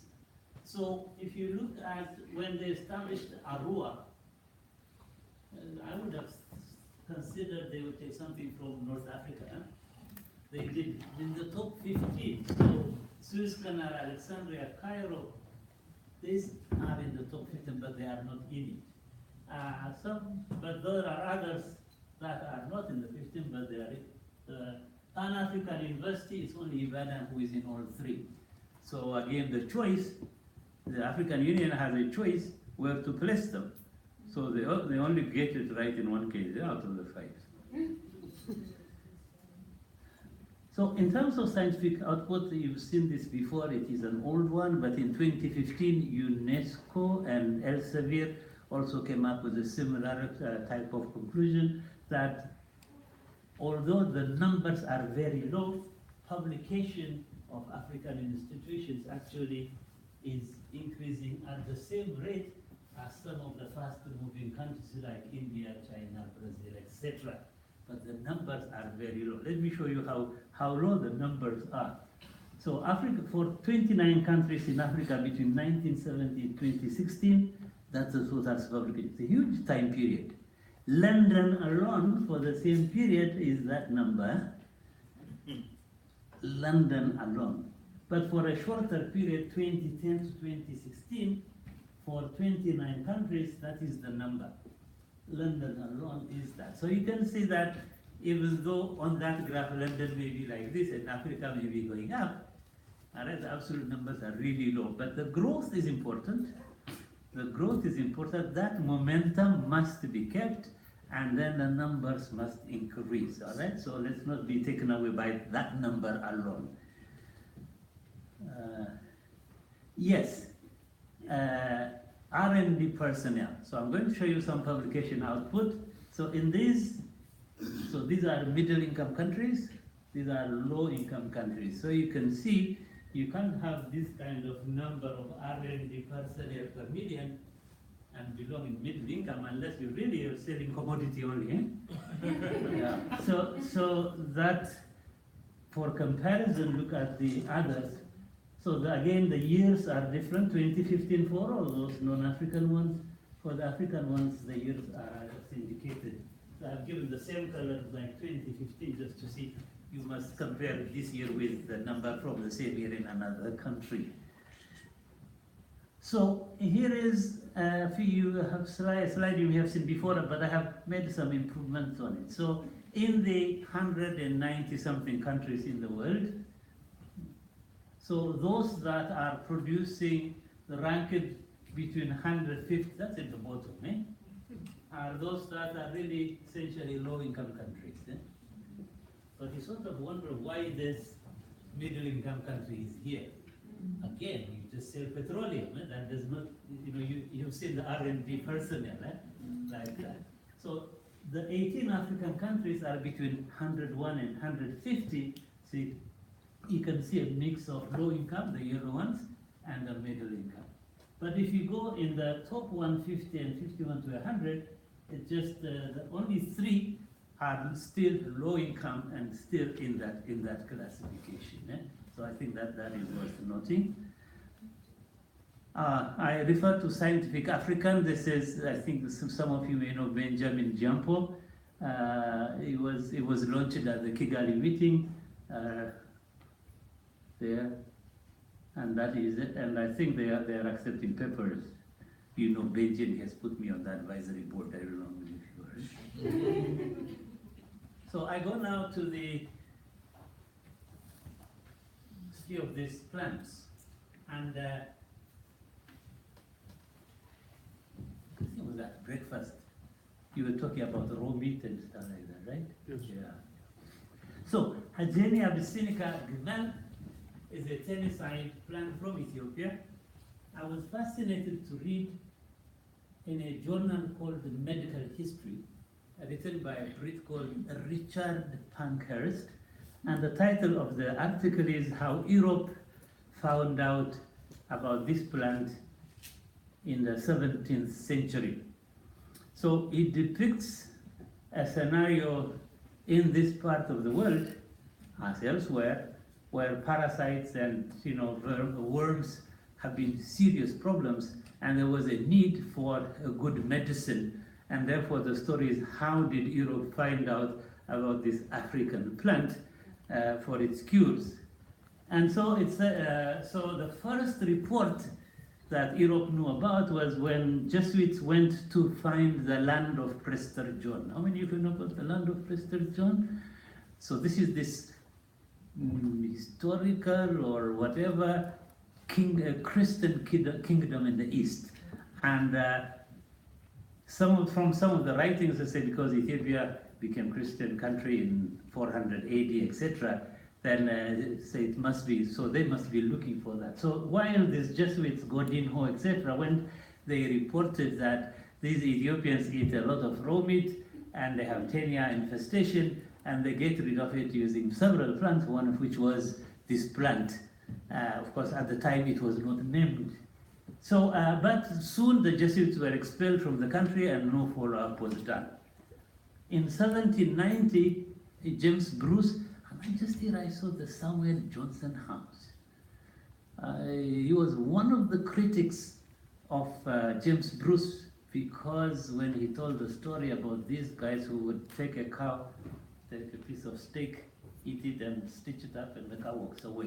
He wrote something like that. He wrote many, many true things. This part is not true. And building on that, people like Samuel Johnson, etc., was just, they would call him the Abyssinian liar. The pale Abyssinian, something like that. Yeah. So James Bruce wrote, he has written, I think that was why he wrote the books, and the 5th volume, published 1792, I happen to have read that one with engravings. Apparently, he had hired an Italian called Luigi Bulgani, who died within a year after arrival, but he was the one who drew, but there's very little reference to Bulgani by Bruce in that. So Bruce writes, a handful of the seeds or flowers would be steeped all night, about 2 quarts of beer, and a portion drunk in the morning. 1823, there was this guy, Dr. Breyer, who went to a barber shop in Constantinople. And you know, when you are sitting on that chair, you are a victim. This guy has cut your hair, and they talk all kinds of things. You are a victim who listens. And so the barber said, you see that wretched guy, he has had tapeworm for the last 6 years, and he's really, you can see, and this one being a doctor notices and says, in about a month or so, this ship will come from the Red Sea, and they will bring these plants from Ethiopia, and we hope he'll be cured. So a few weeks later also, Dr. Breyer meets this boy, and he said, sir, I'm cured, the medicine came, and I have done that, and I'm well now. So what Breyer did not reveal was he had a sister-in-law who actually was keeping that worm for 10 years. And so he went and got the medicine and gave it to his sister-in-law, took her pulse, took her temperature. The first medical account on the treatment of this tenicide was revealed by Dr. Breyer, who was so impressed with what he has witnessed himself, approaches a botanist called Kunt, and they look through the flowers and they identified it on the base of the flowers and seeds. And so let's call it Breyera antihelmintica.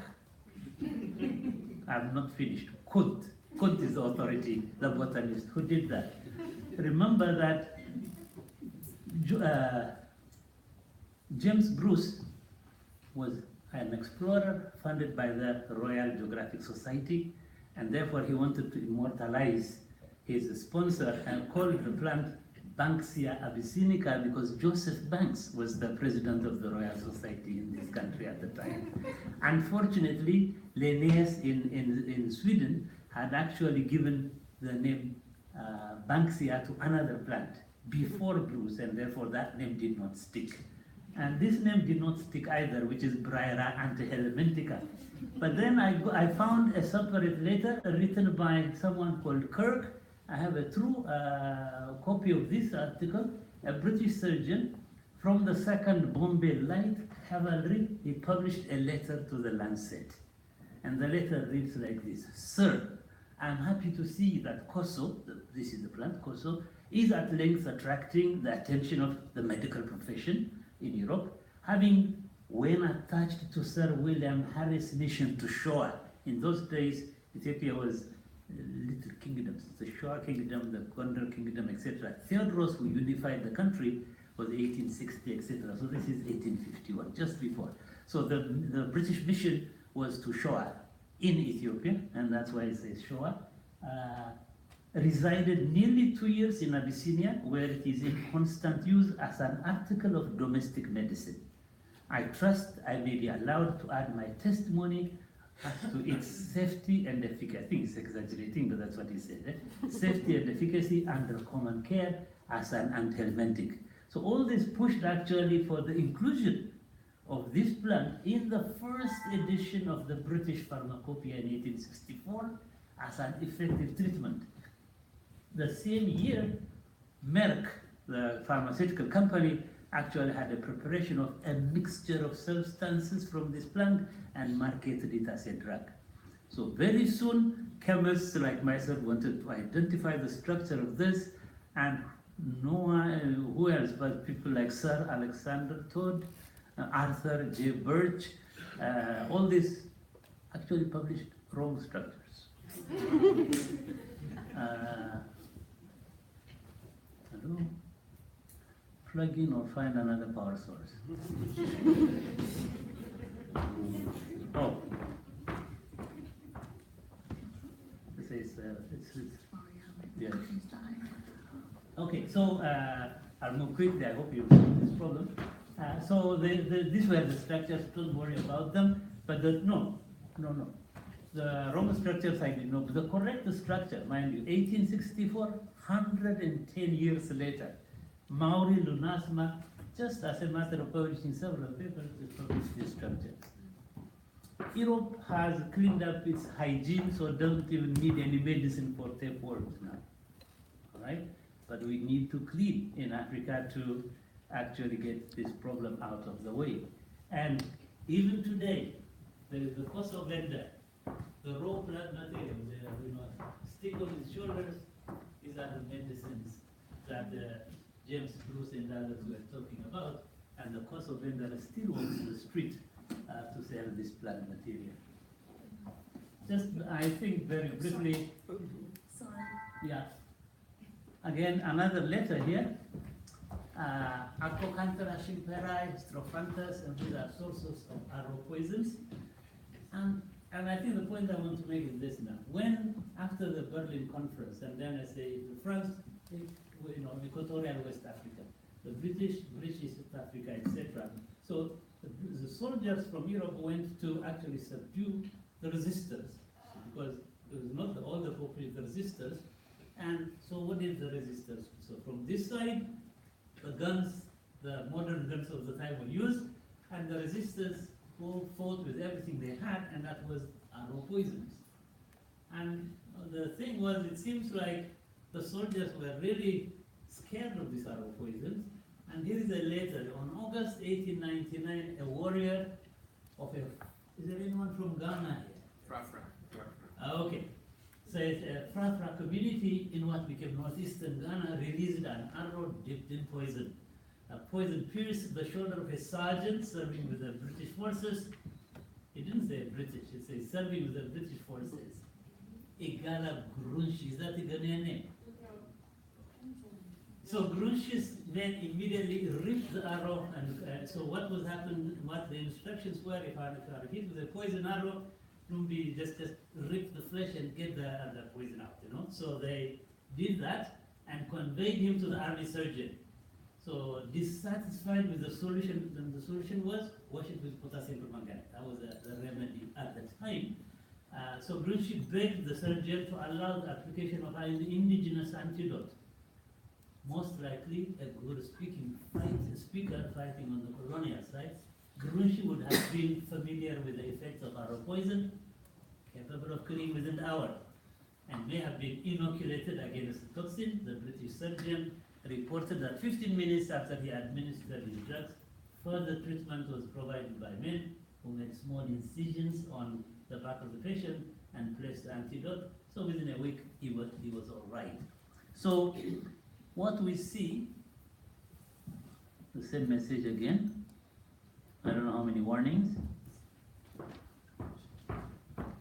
So Africa arrow poisons generally contain any of the cardiac like digitalis, you know about digitalis, Wabin, or strophanthine, or somalin, all from the Apocynaceae family. Writing a book on the Apocynaceae, this is how this came about.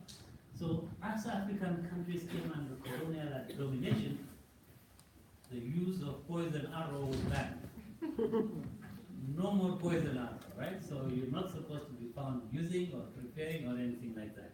But this is what I found. 1880 to 1970, over 500 papers have been published, mostly in German, in the journal Helvetica Chimica Acta, and mostly also by British pharmaceutical companies. So this is the growth period for the European pharmaceutical industry, and therefore there was effort to study these cardiotonic glycosides and the beneficial uses of these for arrhythmia, etc., were realized.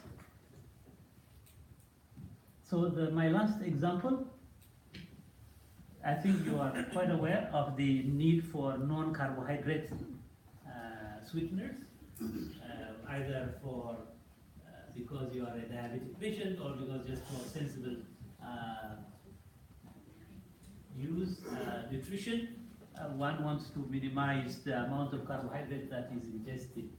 And there are 6 protein sweeteners known so far. How sweet are they? Some are 2,000 times sweeter than sucrose, 500 times, 300 and 1,000. So these are really extremely sweet substances, and they are called brazil, pentadine, monadine, etc., obtained from Pentadiplandra brazena and Dioscoriophyllum communis, and then these ones. So the source countries, West Africa, Ghana, also West Africa. But I think one of them, Brazil, I think Sudan. Yeah. So it is from these countries that these are used. Not all of them are commercialized. I think 2 of them are. I think this one is. The others have not been given full approval, but traditionally that's what they are used for. Why am I telling this story? It's really to tell you the story. Anyone from Southern Africa? What does Monate mean? Nice, beautiful, right? Yes. So, you keeping quiet? So, a paper appeared by 3 scientists, one Piet Steen, the one is Fleckart from Victoria. Okay. So they published a paper and identified not a protein but an amino acid. The amino acid is sort of a tryptophan derivative, and it is 1,400 times sweeter than sugar. It was obtained from the northern Transvaal, and they published their paper in 1992, and they patented it. So these are 3 from the University of Pretoria, and Piet Steen was at the time maybe at CSIR, or he may have moved to Potchefstroom, I'm not sure. The message here is a discovery. Here is a university research resulting in a potentially useful product. So what is the thing that needs to be done? So published and patented, then what? In 2011, CSIR put a huge team of maybe 16 workers or so, and they synthesized it. So did somebody from 15 minutes? Yeah. Oh, okay. Yeah. Oh, okay, all right. So somebody in California also synthesized it. So the synthesis was achieved, and toxicity studies began. So 1992, 2002 is 10 years, 2011 is nearly 20 years. So, but between 2014 and 2016, then the big boys came in. Ajinomoto, this is a Japanese sweetener company. Coca-Cola, Diet Coke, Cargill, Kraft Foods, all of these are in, and I don't know what the latest is, but the last study was feeding it. First it was like 1 month on animals, on rats, on dogs, etc. But now even on pregnant animals, just to see if it has any effect on the embryo, etc. But I looked at the structure, and I wish I That was, it's all right. I said stripped off. I had worked many years ago on civet. You know what the civet is? The civet cat.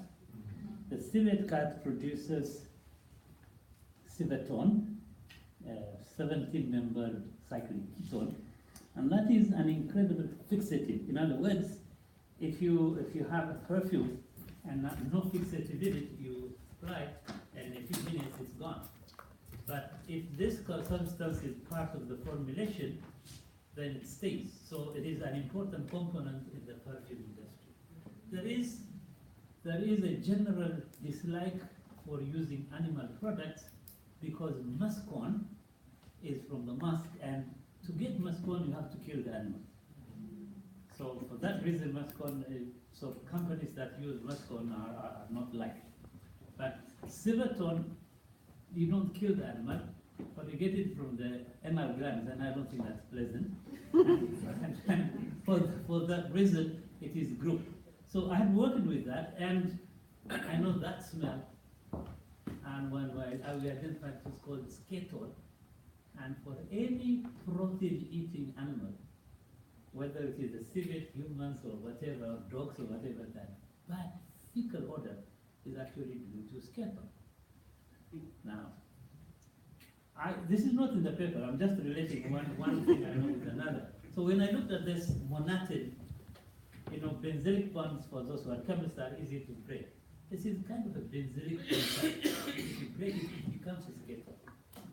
So in one paper, I said it had kind of a fecal aftertaste. So part of the reason that it has taken this long may have been to stabilize it so that it doesn't break down at that point. It smells like So the take-home message here is, one, this type of university research are interesting, but they take 25, 30 years before, and you see, transforming lives. And this, on that scale, is not how it's going to work. We need to have a different scale to bring a product to produce impact. And so I would have liked to show the last few slides. Yeah. So, but nearly in terms of information to deliver, I don't need the slide, but some graphics to show. So the take-home message then is really how to produce that team. It is in the example that I have given, the taxonomies, the chemists, the separation science, the spectroscopists, the pharmacology support, all of these, the legal aspects, the toxicity, how do you actually coordinate these activities? A simple student going for a postdoc at NIH or whatever may bring up, and it's difficult to transform this whole institution to tune to the needs of this, unless these structures exist, and that is what is lacking in our structures. So in the last part was the health aspect, and what I would have shown you there was where is Africa in terms of meeting the SDG 3.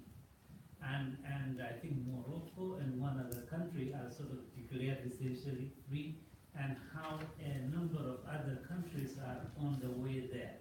Some of the scientific products, like from K.D. Chibali's lab, the compound of 2015, and the Agbos work, where he discovered a non-invasive, actually a urine test of 20 minutes for diagnosing malaria.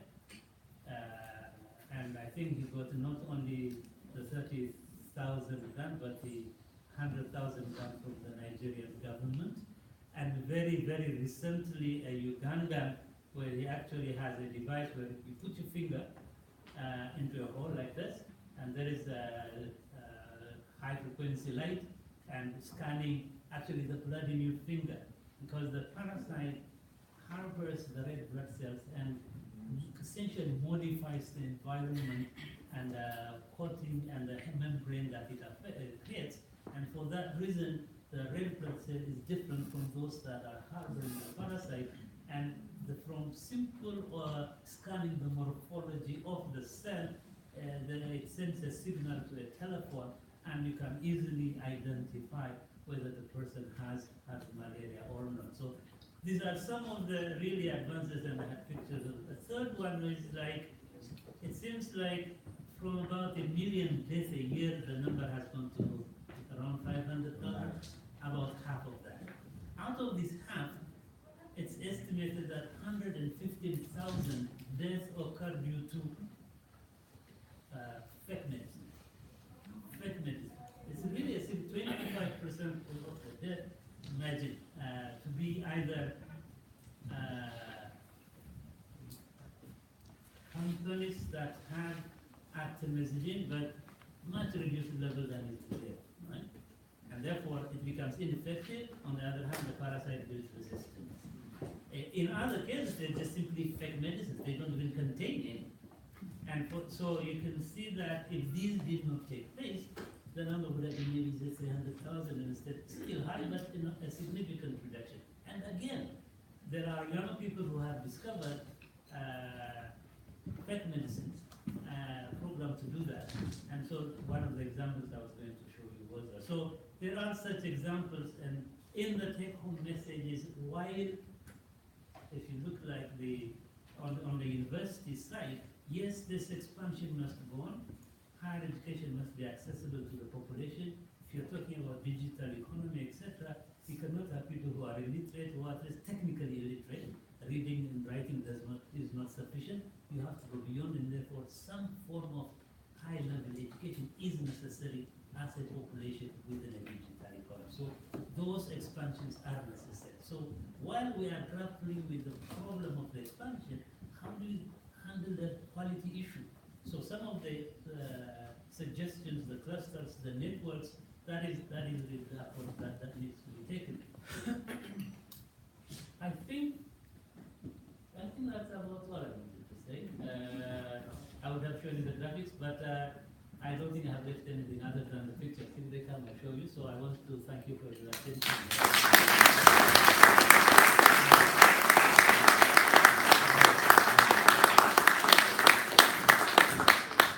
Bahane, thank you so much. You're probably the only person I know who can range from the sort of history of Africa to the anal glands of civet cats in the same talk. I do apologise for the, we have a power problem which we will sort out for the next session, and I'm sorry it curtailed your lesson, but it didn't curtail your message at all, which I think is really clear and really important to all of us. We do actually, I have a couple of minutes. Are you prepared to take a couple of questions? Oh, here we go. Which would you rather do? Show you last slides or just show them very quickly, and then we'll wrap up. Yeah. So the, you see, if you break here, that is keto. This was what I was going to show you. These are the synthetic sweeteners from coltar, etc., which people don't want to take. And you can see the number of publications that has come out, 1990, 2000, 2011, and I wouldn't expect you to see this, but in the next slide you can see Karolinska, Ajinomoto, the craft, the Clargels, and all of this really coming in. So I've gone through that one. The Morocco and Egypt were the two countries for the malaria, the compound mosquito using drones. But then the problem is substandard drugs, and here is a guy who actually has discovered from Ghana, I believe, how to detect counterfeit drugs. This is the Nigerian who a urine test for malaria, and then we skip this one, and then that's the one you put your finger in, and you can, yeah. And so really.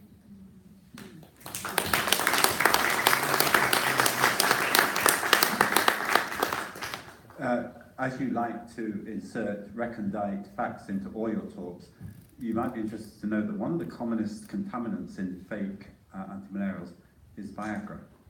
Yeah, there's no obvious reason for this, but it's one of the commonest. It always strikes me very odd that you should bother to get Viagra and put it into an antimalarial, but there's one of the. You might just include that in your next talk. we do have time. We'll just take one question or two questions because we will then finish on. And could you put the lights up? Sorry, I don't dare mess with the computer here. Does anybody dare have a comment or a question further? Yes. Let's use the microphone.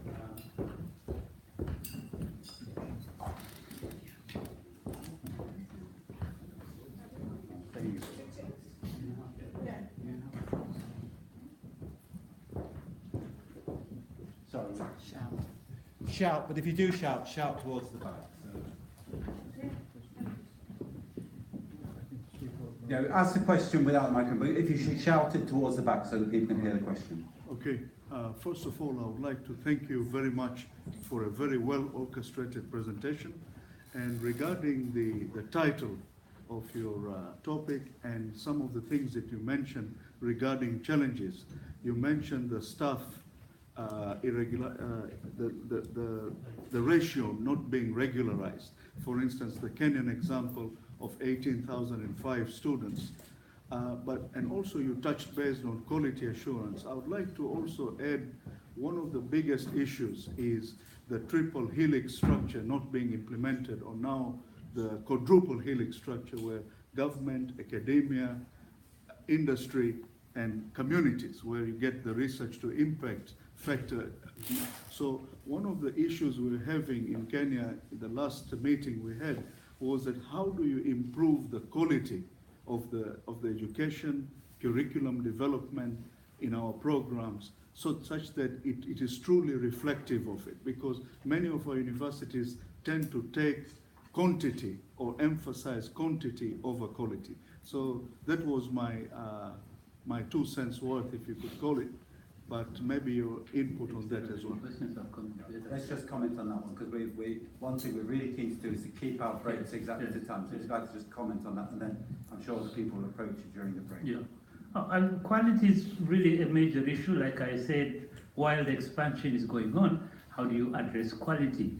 I think the first characters, the first really stakeholders to get into this would be the institutions themselves. Make an internal, allow them to do an internal self-quality assessment as the first step. And if things were like that were done, perhaps the 66 PhDs would not have graduated, and then that would not have happened. But this is something I think a lot has been written on, these quality issues, quality and relevance issues that will also go hand in hand together. But really, that is a process that must be going while the expansion is going on. But we can talk later, one-on-one, if you like. Well, thank you once again, Bahana, and thank you to all the speakers this morning.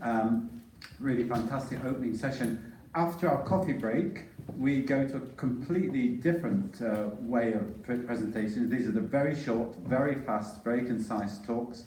And I think we start at half an hour, at 11:30. Just confirm. I don't want to get this wrong. So, and in order to exactly, so in order to start at half past, we have to be sat down a few minutes before half past. So please, when you're having your coffee, come back in to be ready to go, because we're going to these will be very rapid fire presentations, and we don't want to start short. Housekeeping or another. A quick housekeeping. For those who haven't realized already, the programs are inside your name tag, so you can have a look at the small program inside. And please, when we come back, could you kindly put off or put on silence your phones, because the next presentations are exactly 3 minutes each. So we need to put all our attention on them, all right? Thank you. Great. So with that, thank you to all the speakers once again, and we'll go to coffee.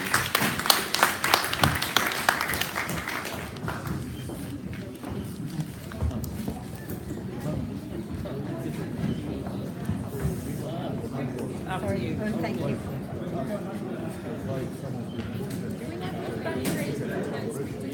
Yeah, but the latest just the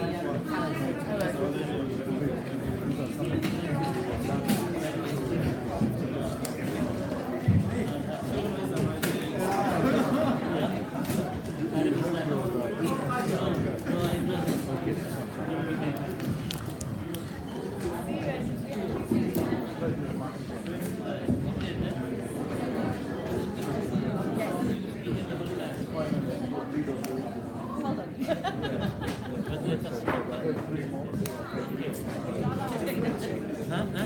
Yes. is a language. Yes. Yes. Okay, yes, yes. Yeah. I'm glad to quite. Okay, thank you. Hi guys. From Tunisia.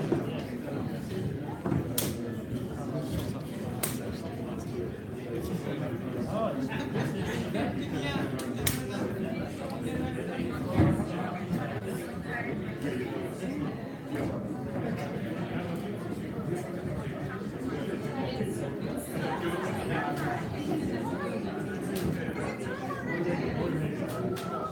But these are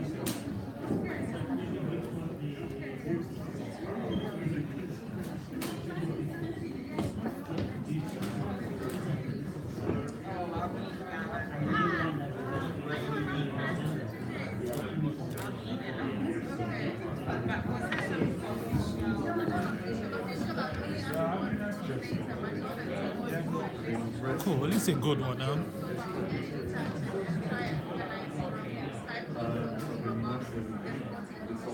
But it's really not yeah. Oh, if this wasn't going on, would have had a coffee or something before you leave.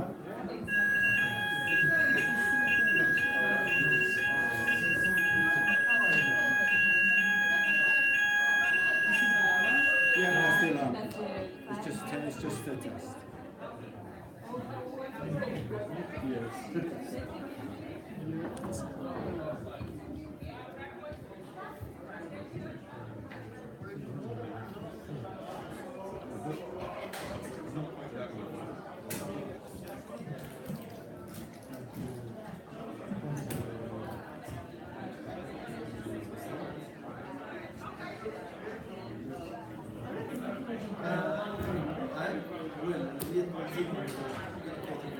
I see.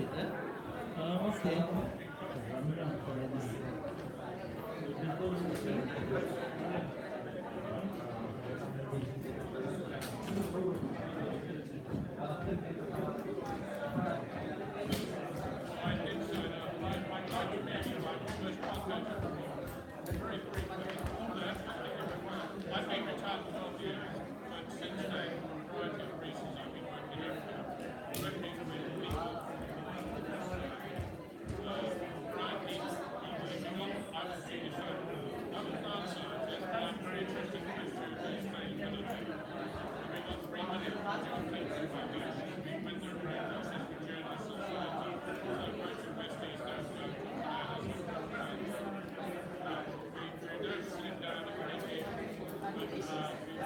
Let me see this gentleman here.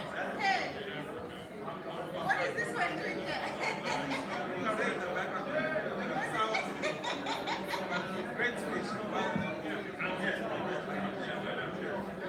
See why this one? What are you doing here?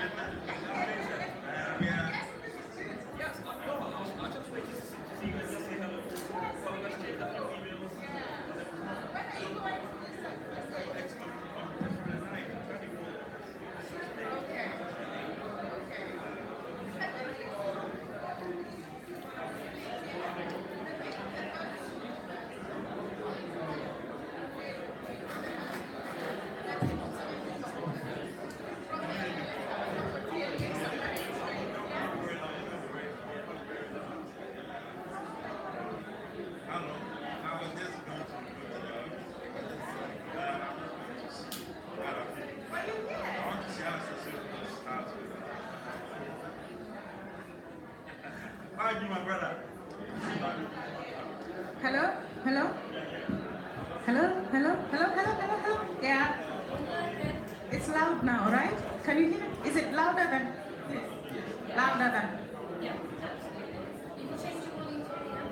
Okay. Can't help my. Okay.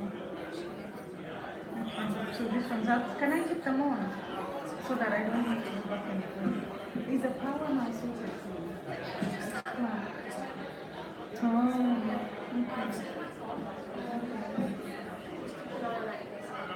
Is the tablet to explain? Yes, it's the next thing. I'm going to go get a coffee because we need to be back. 11:30.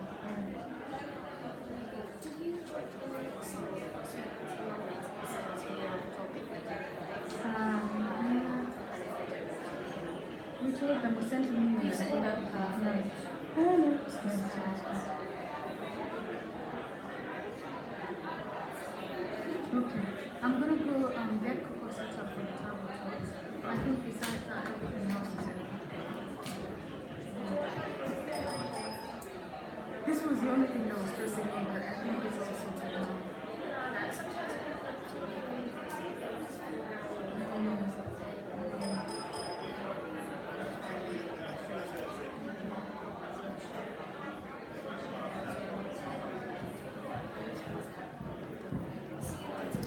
Thank you so much. I cannot down.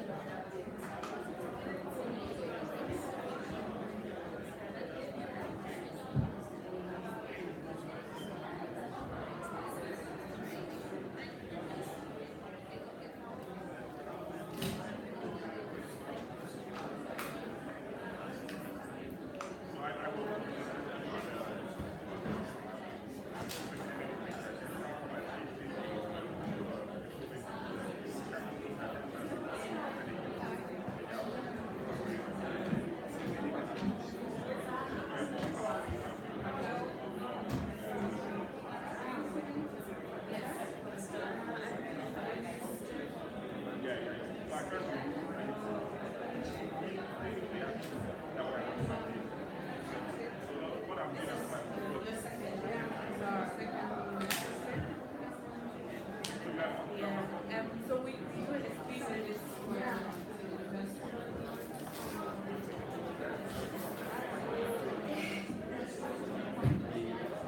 yes. So I even have a very loud voice. Yeah, and we're very shy about the time. I agree.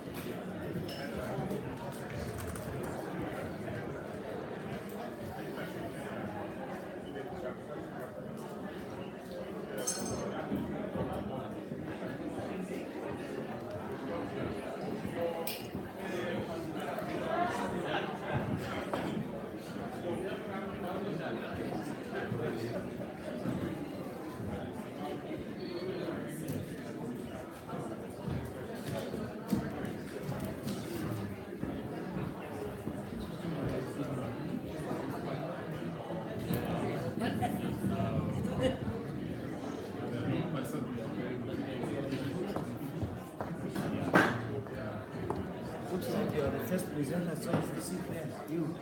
Thank you very much. Yeah, very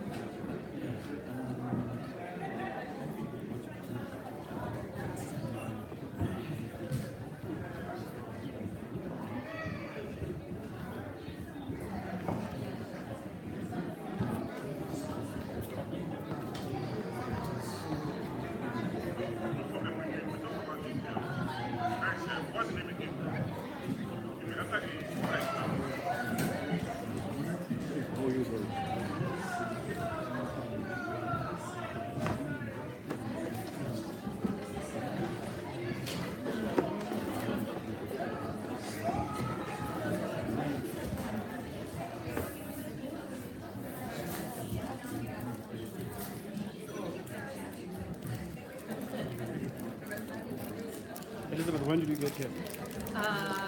This morning, early from London.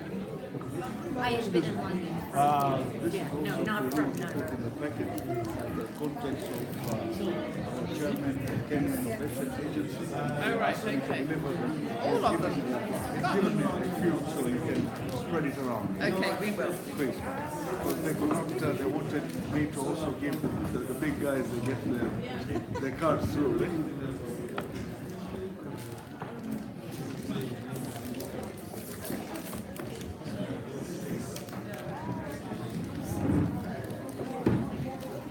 Finally, it looks right. I did my part. I'm just not going to tell you that. Yes. That's a good one, eh?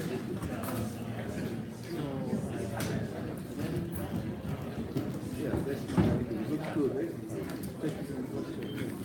You can just move this chair.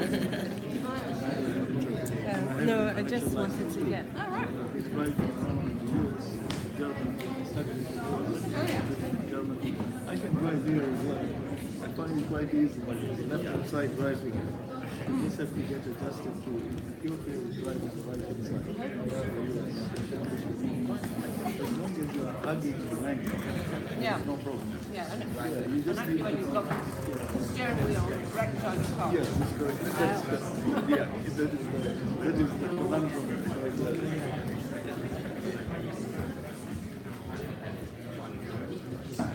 Ah,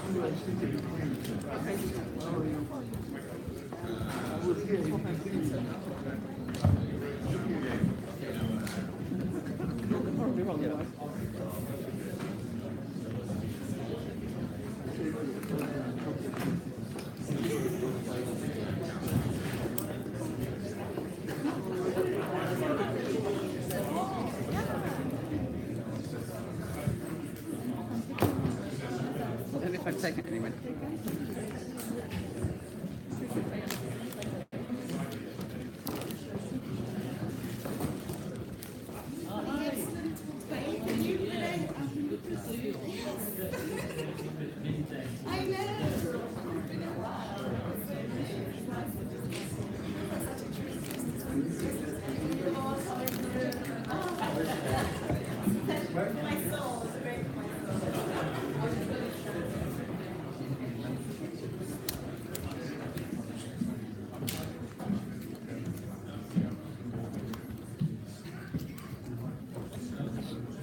Great. Well, thank you for coming back in such a timely way.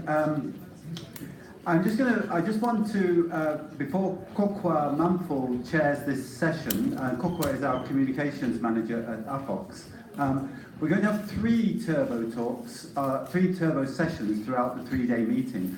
I think everybody is familiar with this kind of format now, but I just wanted to, I felt I ought to say what the rules are so that the chairs don't get blamed for being unduly harsh.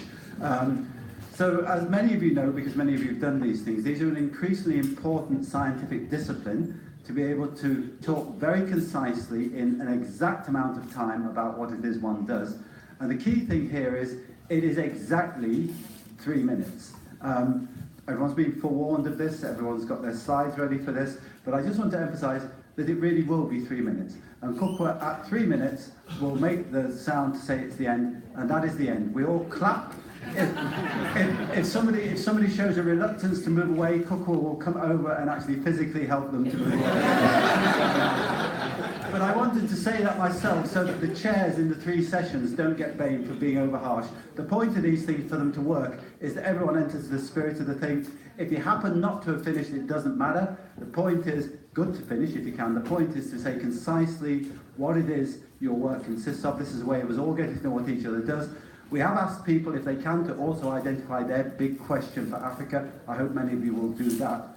We won't start the clock until people have got the slides up, so people need to worry about that kind of thing. So, Kokwa, I'm going to hand over to you to chair now, and you've got the running order, invite people up, and be very strict with them.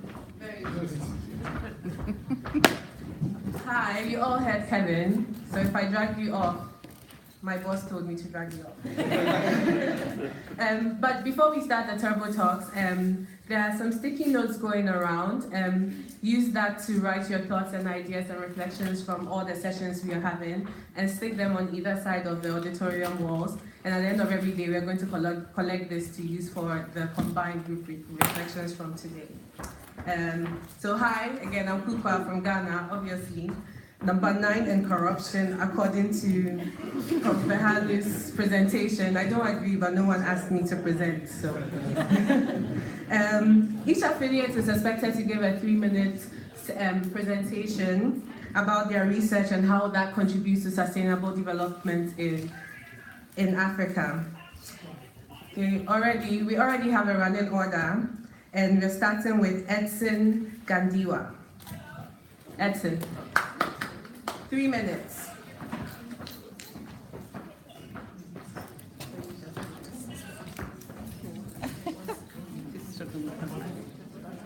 Good morning. My name is Edson Gandiwa. I'm a professor at Dean in the School of Wildlife Ecology and Conservation from Chinua University of Technology in Zimbabwe.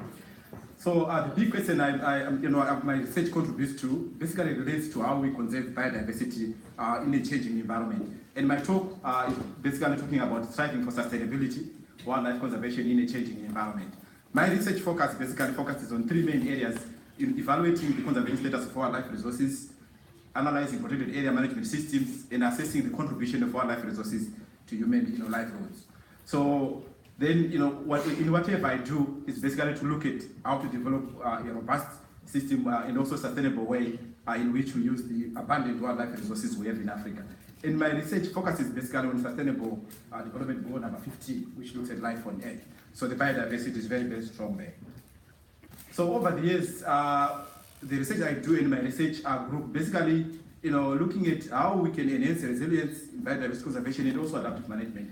And the main focus being on these areas, protected area management, especially the issue of integrated land use, planning. The presentation about Africa population growth already touches on those things. The pressure on the resource, sustainable utilization of wildlife resources, human-wildlife conflict, that's a big issue that we need to manage. Transboundary wildlife conservation, Southern Africa, you see the TFCAs are a big part, and then we need to know much. Climate change and wildlife management, those are big issues. And then the issue of communities and protected area management, how do we live in harmony and ensure that we actually benefit. Then the last, looking at how our research, basically even the role that I'm playing, at national level we are much more involved in key policy issues and also how we manage wildlife. So issues of sustainable utilization, even the campfire, which is a big program which actually was at the forefront of community involvement. Also, I've been involved in much of the UN IPBES program, where we have been looking at biodiversity conservation on the African perspective. So I was a lead author there, and also a review editor for the Global Land Declaration, and also the issue of contributing to our knowledge, through publication. And then the last thing, which I'm now, at university, is more training of students, and also the issue of mentorship of early ecologists. Thank you very much.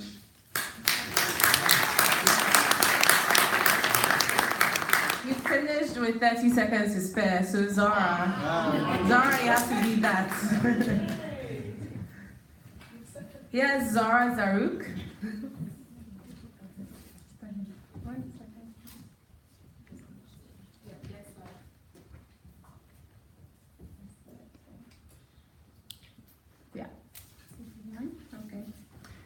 Hello everybody, I am Zahra Ali from Tunisia, a small beautiful country located in the north of Africa. I am postdoctorate researcher at Molecular Epidemiology and Experimental Pathology Laboratory at Institute of Tunis, and I am teaching biochemistry at University of Tunis in Manar, which is ranked as the first university in Tunis, Tunisia, and the ninth in Africa. About my work, the story began when we discovered that the snake venoms are a mixture of enzymes and toxins that affect several biological systems. In this context, we discovered that microviparal epithelia contains factors that enhance capillary permeability. We then succeed to purify until homogeneity this protein, determine its primary structure and secondary, and this protein had shown similar to the human vascular endothelial growth factor and able to induce the proliferation of endothelial cells and the differentiation of stem cells into a vascular network. On experimental pathology, this protein has shown a potent cardioprotective effect after acute ischemia reperfusion. And then this protein has been proposed to develop remedies by the determining of bioactivity of drug delivery nano-sized carrier conjugated protein.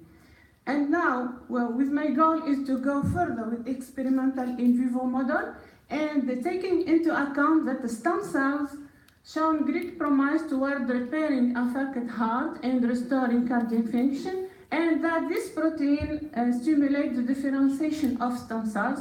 Therefore, our hypothesis was to stimulate transplanted stem cells with ICPP in the aim to repair the affected heart.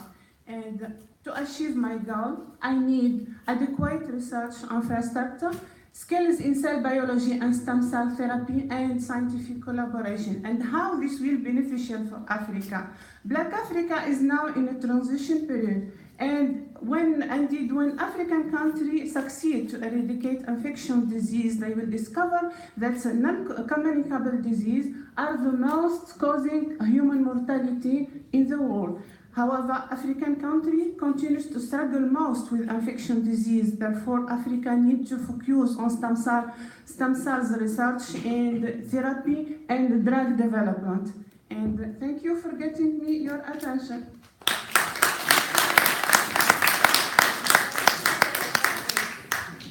30 minutes to spare. Edson is still leading this round. Next, seconds, 30 seconds. I said minutes, seconds. Next we have Lassen El Yousfi.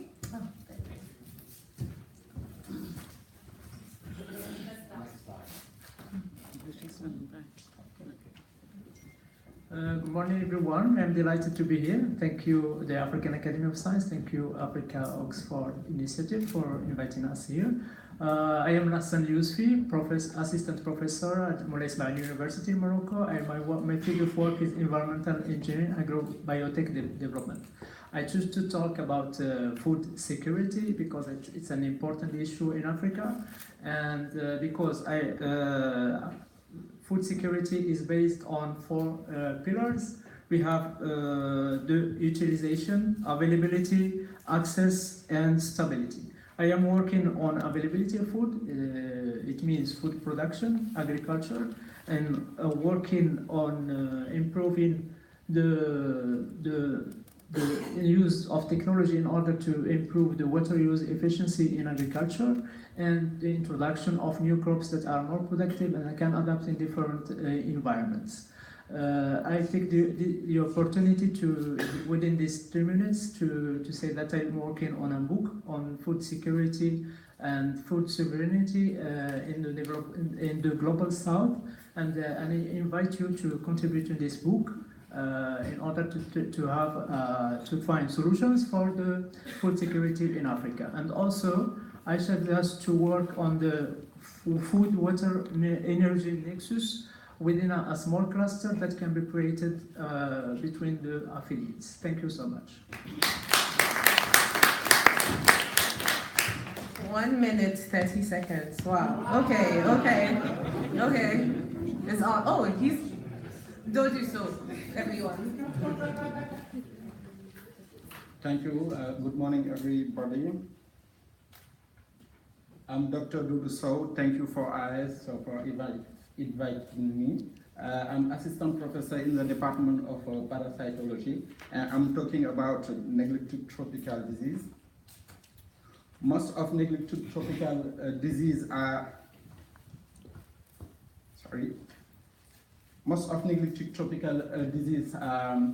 including soil-transmitted elements, leishmaniasis, schistosomiasis, are responsible of mortality, high morbidity rates, mortality, anemia, diarrhea, and malnutrition, and they provoke a vicious cycle of poverty, decreased morbidity. As you see in the map in the left, you have the neglected tropical disease, with most of them located in Africa, and in your right you have the map of poverty from UNDP. So eliminating these diseases are a big concern in Africa. So by focusing on schistosomiasis, a waterborne disease as study model, what we are trying to do is to try to eliminate this disease. Our objective is first to assess innovative diagnostic tools for drug efficacy, drug resistance, to try to study the role of schistosome hybrid species between livestock and human, and in the role of transmission, and in the approach on what? One health concept, and try to use mathematical model to identify the best approach for mass drug administration. So we are working in the north of Senegal, where the prevalence of schistosomiasis is very high. The study population, the target population is the preschool children and pregnant women for drug efficacy studies, and the school-aged children and livestock for disease mapping. We are working together with the University of Aix-Marseille and some university in West Africa. So our concern is to find a way to eliminate schistosomiasis and to apply it to other neglected tropical diseases, because they are one of the big problems in Africa. Thank you very much. I must say I'm very disappointed I'm not dragging anyone off this stage. Okay, Simon Kariuki. Will you let me drag you? Thank you very much. I'm Simon Kariuki from the Kenya Wellcome Trust Research Program, which is located on the Kenyan coast. And in the past few years, I've been working on 2 research questions. The first one being quantifying the burden of behavioral impairment following infections that have a propensity for the brain, and the graph on the left is clearly demonstrates that. And then the second objective that I've been doing is determining the burden of neurobehavioral impairments that would be prevented if infections were controlled. And as you can see in the graph on the right, the bar graphs with the khaki color shows the decline in the burden of neurobehavioral impairments over a period when malaria declined. So my research question on neuroinfections and neurobehavioral impairments is very important for development in the sense that when you look at the infections themselves, they are very common in socioeconomically challenged populations and also in malnourished populations, and at the same time in war-torn populations, which would definitely require the input of the government. And then when these infections lead to neurobehavioral impairments, the stigma leads to unemployment, again continuing with the vicious circle of poverty, less productivity, and the overall goal there is reduced GDP. So the two main take-home messages there, the governments have a role to play in controlling and improving the research and the health so that the GDP improves, and this can be done through intersectoral collaboration. So in the next 3 years, I'll be working on a project that is a good model for intersectoral collaboration, and that is looking at the impact of clinical trials of vaccines and vet nets on neurobehavioral impairments, and I'm involving many stakeholders, as you can see them on the right there, without which this project would not be possible. And the biggest question that I have for the audience is, how can we get the African governments to collaborate with other global partners in order to support research that impacts on health and economic development? Thank you very much. Okay, I'm not pulling anyone off. Maureen, please go over time. Just one second.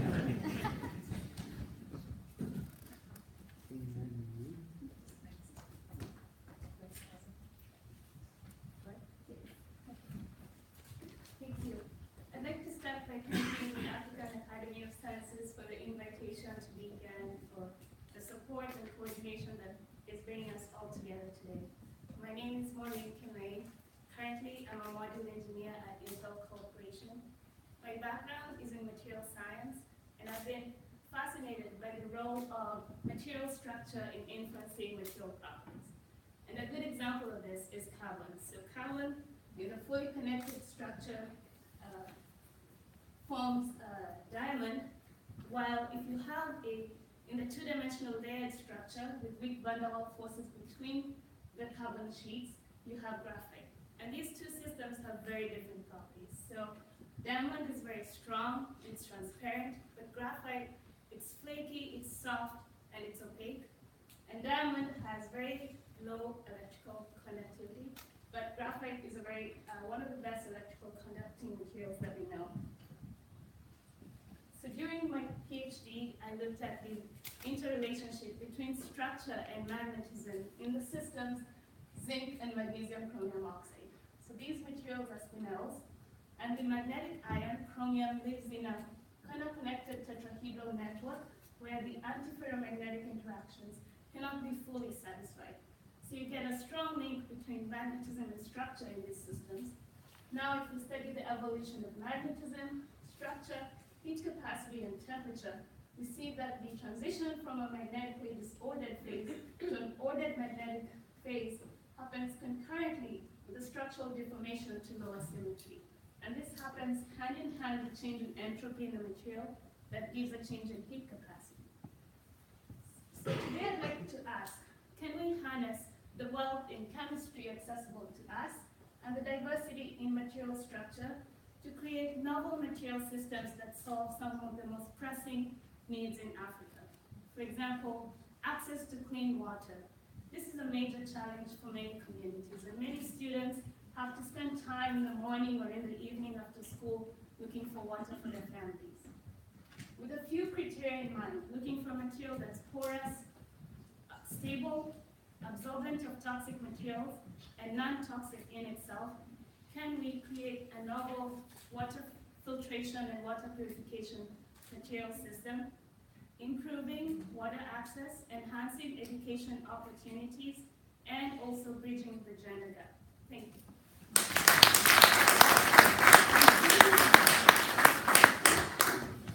I thought this was it. Next.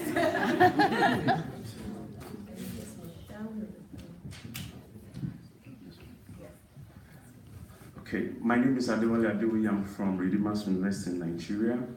Currently, my research is addressing the sustainable goal number 6, which is clean water and sanitation. We all know quite well that making clean water available is a major problem in developing countries, precisely Nigeria in this case. Although different methods have been developed to address this, looking at large molecules like dyes, paints, and some other pollutants which are found in the environment. But recently, the emerging pollutants are the major problem, majorly the micropollutants. These pollutants are coming from household products like surfactants, soap, perfumes, and all that. And also from drugs, pharmaceutical waste are also contributing some of these micropollutants. We've seen the presence of antibiotics, things like steroids, and all that in the environment. So, presently, there are no specific methods to address this because methods that are in practice are addressing the major ones, not the micropollutants. So how are we doing this in my lab? We have a system where you have the pollutants. Then we've developed materials that can interact with these pollutants, get rid of them. Then we have clean water available for people to use. Presently, we have developed a new material in my laboratory using clean materials which are readily available. What we are trying to do is to do intercalation using nanomaterials which are functionalized to remove some of this. We have found these materials to be very good in removing some of these micropollutants. We are trying to look at the possibility of patenting these presently in Nigeria. Thank you so much.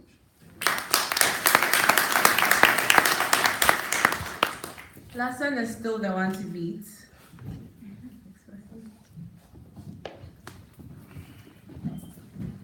Next we have Indonesia.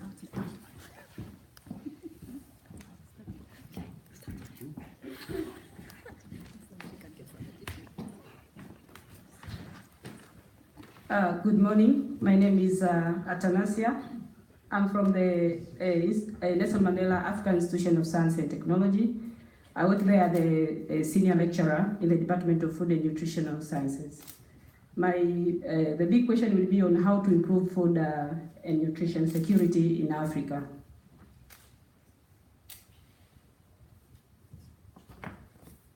So, at the department, we are working towards addressing Sustainable Development Goal number 2, which is towards ending hunger, achieve food security and nutrition, and also improve and promote sustainable agriculture. So with all the challenges, for example, that 1/3 of the global population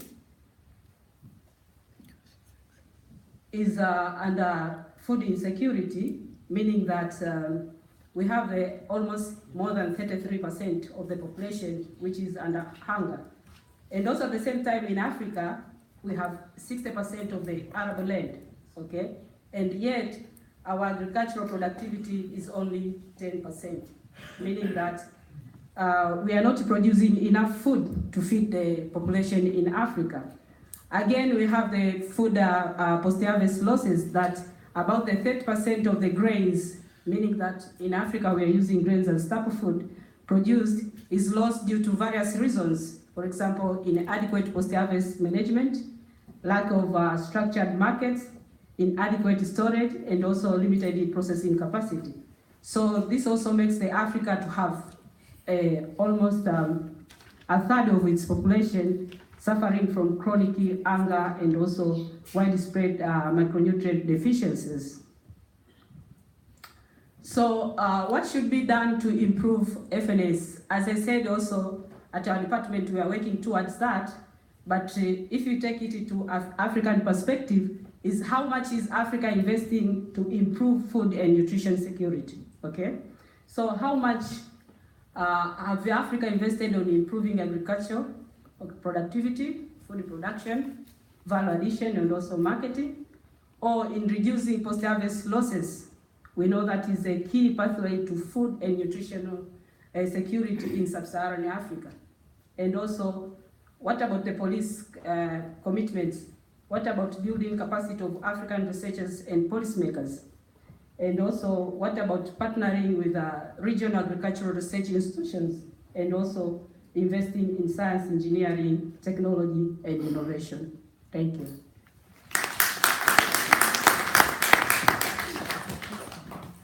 Finish with 4 seconds to go. Banotile. She has her own time. So which one is it? You should have come with your own timer.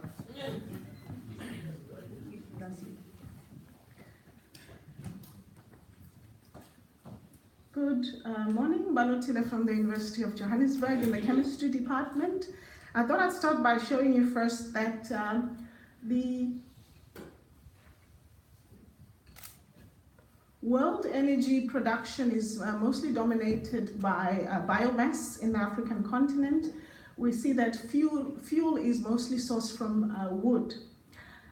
In particular, 63% of biomass was consumed in South Africa, or at least in Africa, in the year 2015. Of the biomass that was consumed, mostly it's processed to form charcoal for cooking, and some of these pictures will be familiar for most of us in this room. Charcoal is typically processed under those conditions with the image on the top and sold in informal markets in that manner, while the rest of the world has moved on into processing biomass to form other sources of cleaner fuel. Africa, if you look at the table at the extreme right there, hasn't been quite active in this area. Biofuels such as bioethanol, biodiesel, etc. are the fuels of source in recent times. So our approach was to try and unlock the potential of biomass through catalytic biorefinery. Biomass sourced from either wood, chips, or agricultural waste, etc. can be converted or at least pre-treated by fractionation, and the cellulosic component of that can be further hydrolyzed to sugar units, which then can be converted to various commodity chemicals, not just fuels, but also commodity chemicals. And typically we use catalysts that are of the transition metal series, which we find in abundance on the African continent. Some of the examples that I've shown here is the generation of linoleic acid and gamma-varylolactone, which could then be converted to a plethora of other chemicals which are of use in the solvents, chemicals, fuels, and even flavorants and food industries. The benefits of this approach to generating chemicals and fuels include cleaner fuels that can be generated in safer ways as opposed to the charcoal that we see being used widely in Africa. We can also stimulate and perhaps maybe move to a stage where we can formalize the biorefinery or at least the bioeconomy on the continent. There's opportunity as well for us as scientists to develop new strategies and pathways to new molecules that can be of use in the chemicals industry. And another important one is value addition to all the biomass that is available on the African continent, as well as our mineral resources. Thank you. Just about to ring my bell. Okay, fine. Dennis, next. Are you going to be on time?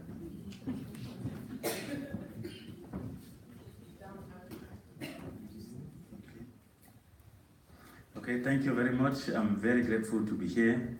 I want to thank particularly the African Academy of Sciences, also university. At the University of Buea, that is Central African region, we are passionate with exploring African medicinal plants as a new generation of drug for neglected tropical diseases, but equally for non-communicable diseases. It is well known that in sub-Saharan Africa, we are facing serious challenge, which is a double challenge. The challenge of infectious diseases, which have been there for centuries, but equally the recent emerging of non-communicable diseases. And among these diseases, we have malaria, typhoid, diabetes, If we take the combined burden of these three diseases, we will really say they are the major issue. And this is exacerbated by the lack of facilities, drug resistance, but equally our weak capacity to predict, react, and respond to this serious threat. Our focus at the University of Buea essentially is to design new drugs, essentially from natural products, but equally from natural product-inspired drug leads. We target essentially malaria, typhoid, skin diseases, and diabetes.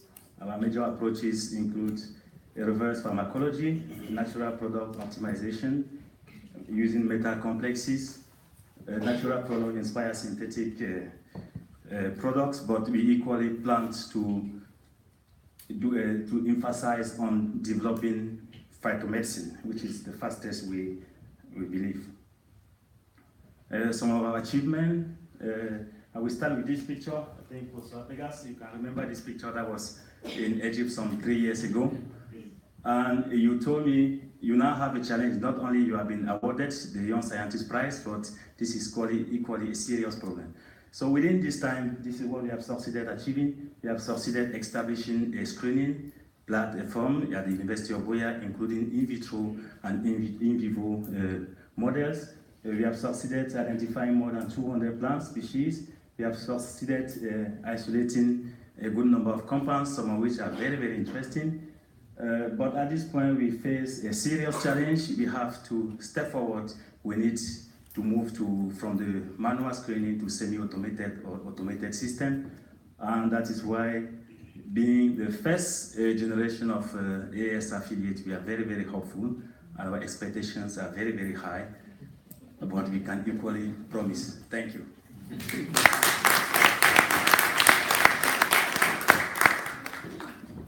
Next, we have Nakash.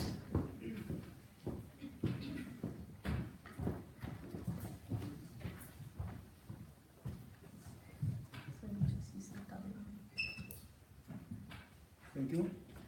I'm Nakash Mohammed from Tunisia. I'm assistant from the University of Tunis Manar. I'm in the Higher Institute of Medical Technology. I'm assistant professor in biophysics and biomedical instrumentation. My talk is about my research. I developed an SPRE surface plasma resonance for biomolecular interaction like DNA and protein. We can measure the combination or the binding of two molecules like DNA for genetic disease, for example, and we can see the signal between these differences if any disease is there. We can make photo image of the surface and detect any genetic mutation in the surface. I developed also an infrared imaging system for for small animals to avoid X-ray, for example, damage at the surface, and I tested on human skin to detect, for example, skin lesion or skin disease and everything. And in reflected mode or in transmitted mode, we can make also spectroscopy, for example, of hemoglobin absorbance and signal like this. I am developing also electric biosensors. For example, for bioimpedance system, our skin is electric conductor.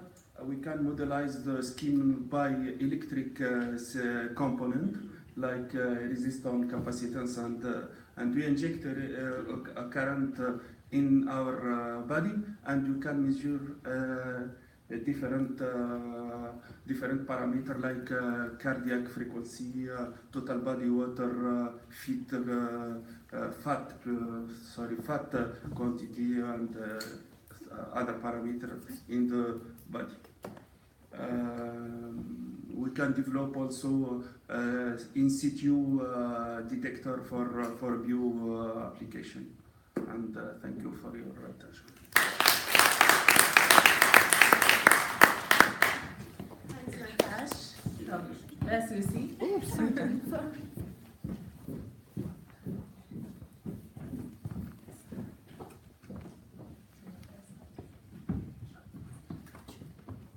Good morning. My name is Lucy Burundi from Jomo Kenyatta University, Department of Horticulture, where I teach. Thank you for your presence in this discussion. You will note that agriculture forms a very key component in the food security system, and crop protection, which I am an expert in, forms the beginning of the production system within the agricultural system.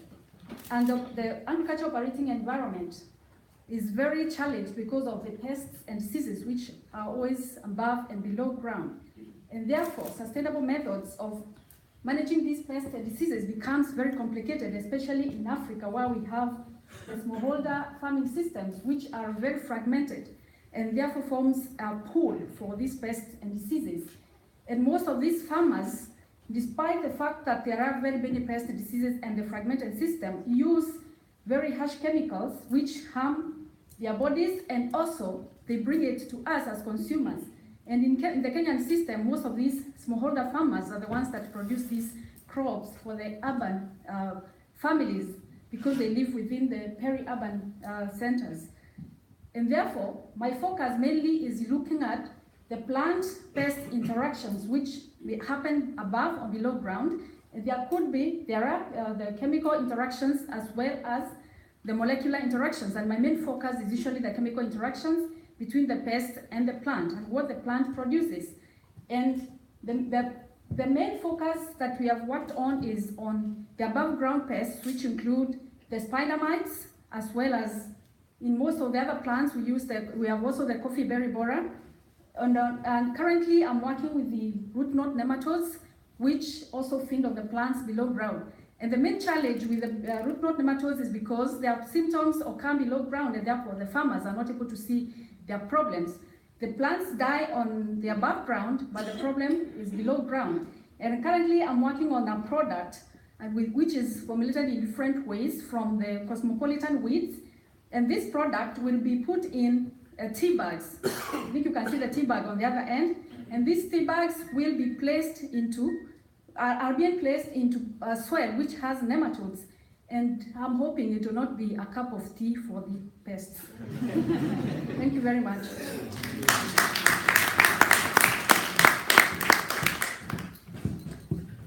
Hi, Phil. You're already here.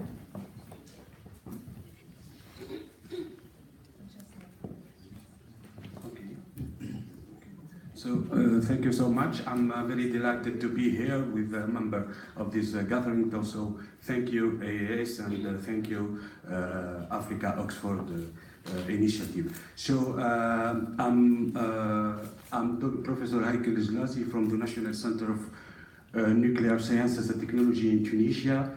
I want to talk about some atomic and nuclear related specific application in Tunisia. Don't be afraid about nuclear because it is nothing, it is specific application.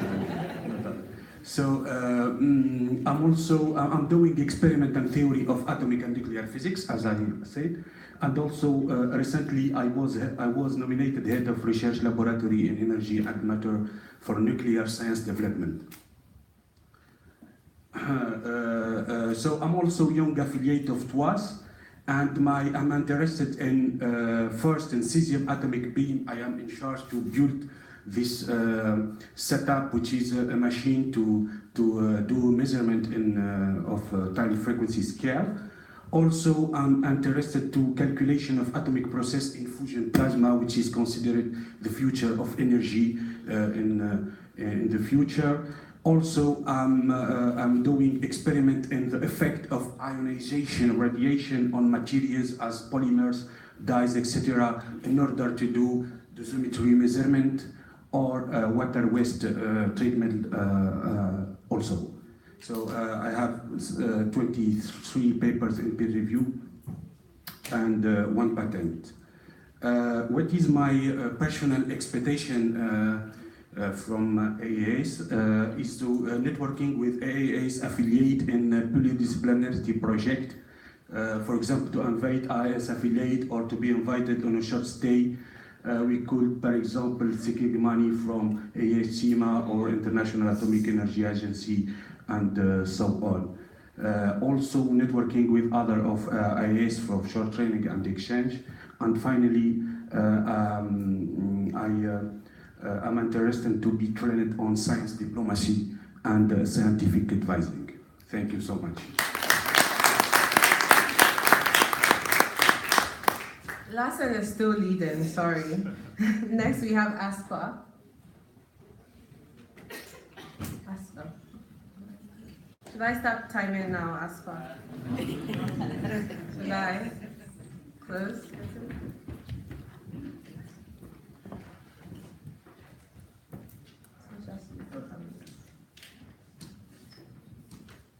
Good morning.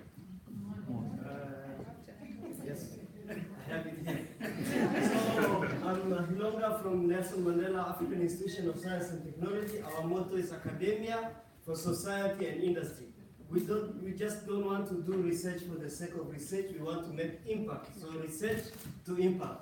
And I've established a social enterprise. My own company is called Gongani Model, and our vision is to be a model company by the year 2025.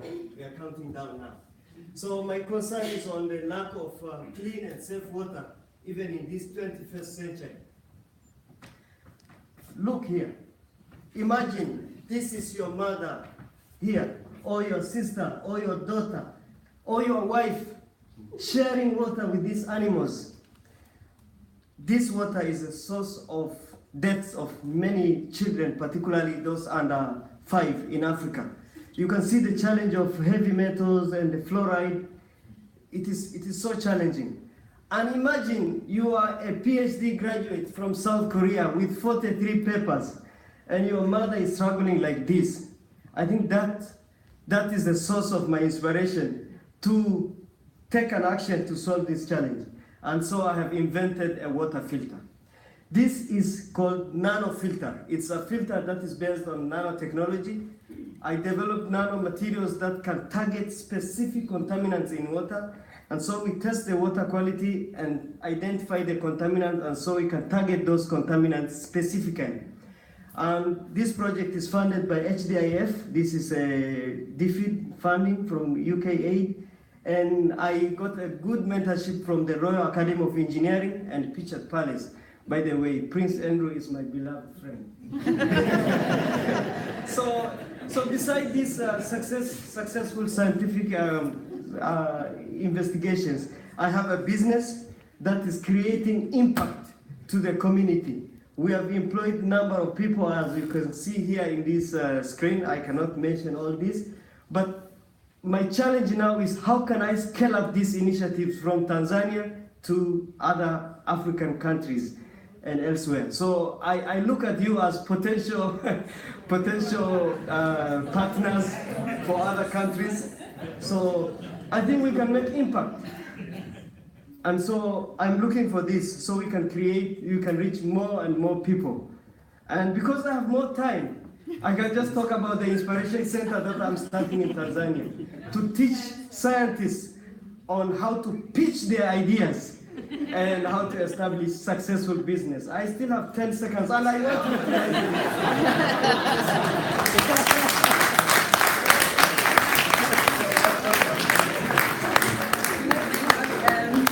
Juelna, I got it right.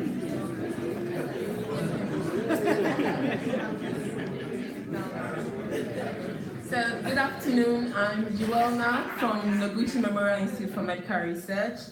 And my title would suggest to you that I work on the tiny insect that we all don't like, which is mosquito. So even though currently my work is much more focused on malaria and Plasmodium, this diagram there also goes for other diseases like Zika and chikungunya and many other mosquito-borne diseases. So we're still struggling to eradicate malaria, and now that we're having other emerging diseases being transmitted by mosquitoes, it's even of more concern. So my work is much more focused on the vector and how we can help the mosquito help us. So much as we we all may not know, the mosquito is not happy transmitting some of these diseases because it also costs them a lot. So my work is much more focused on trying to tap into what they have internally. So we're looking at the biological systems within the mosquito, and my focus is on the microbiota. So many countries outside Africa are studying microbiota within insect systems and how this can be harnessed to try and block transmission of diseases from the vector to the human. So there has been a paper, this is from Zambia, looking more at field mosquitoes, so local populations of mosquitoes, and they actually found a bacteria that can block transmission or reduce the intensity of malaria moving from the mosquito to the human. And so this is my focus. I feel we have more to study in our vector or our natural populations. So first study, I started this in Ghana, but I believe many of us in other countries can harness into this system and look more into what the mosquito has, so we can work with that. So studying natural populations, identifying what the mosquito naturally has within it that we can use, and also look at biotic and abiotic factors that influence the prevalence of these bacteria, because in the long run, we aim to use these systems in the African population most often, because that is where the highest incidence of malaria is. So if we look at our seasonal variations, we look at many other abiotic factors, biotic factors including our human influence, if we realize they're not going to help the system, then we might as well just stop. So for me, this is a network that I look at. So we have the mid-gut microbiota in the middle, and we have all these things that we have to study. So I'm inviting all of us to look at other systems. So it could be the butterfly, tricks. It could be any other vector species. We could be looking at any vector transmitted diseases. Look at this microbiota and how we can tap into this to try and eradicate the diseases that we have. Thank you.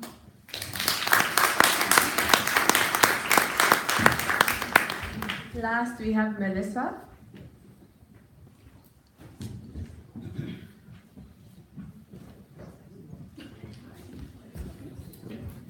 I started timing.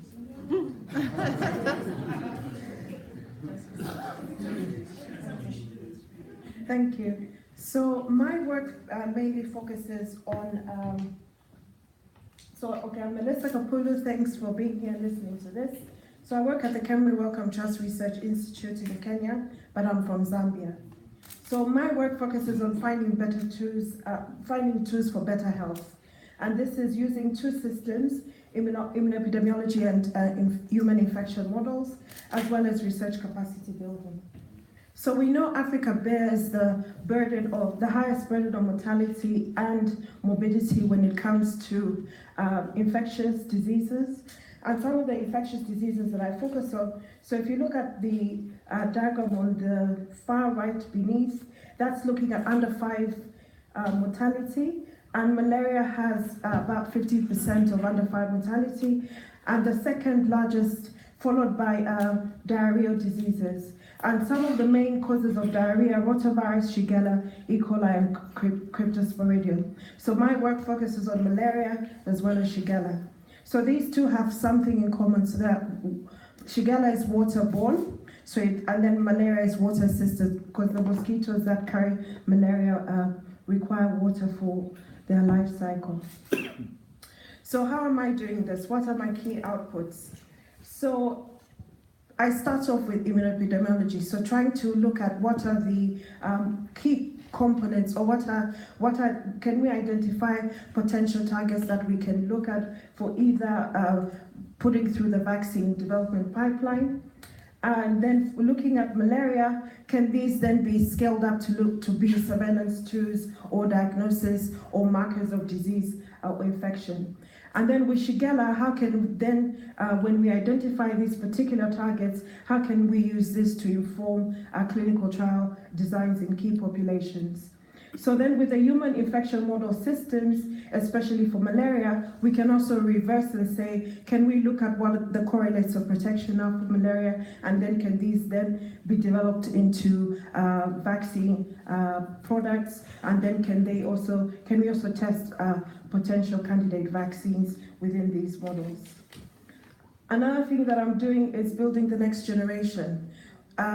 So don't mind the various images, but basically through the time that I've spent in Kilifi, I've been able to sort of mentor students from undergraduate all the way to PhD to become the next generation to find more tools for better health. Thank you.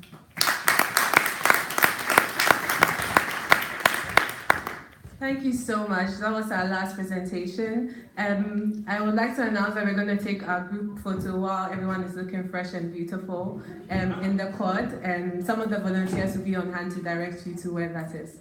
And Kevin has an announcement. Well, thanks very much. The speaker's fantastic. Everybody stayed within time, which was very disappointing for Kukwa. Speak for more than 3 minutes. Yeah.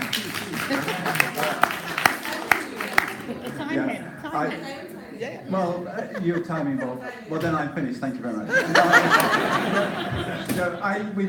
We have actually finished a few minutes early, and I got a message, Pat, from one of my bosses at the back, saying we could take a few questions. So, do you want to chair the questions, Cooper? Or yeah, you come and chair the questions, and we'll go on just before 5:30. Then, are we going to do the photograph? So it's really important that we all don't drift away. We all follow you to the quad. Well, then you tell us when you want us to leave. So you've got 10 minutes or so to do that. Okay. Questions? Any burning questions? There must be. There must be. No, anything. Yeah. Okay, I'm Kingsley. There was a presentation.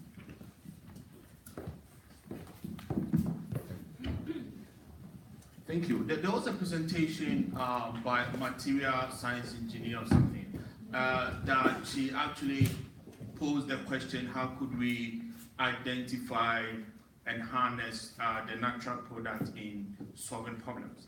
But after that, there were 2 or 3 presentations that seemed to have solved the problem. I wanted to ask her if she did identify this as the way forward, or if she got different ideas on that. Thank you.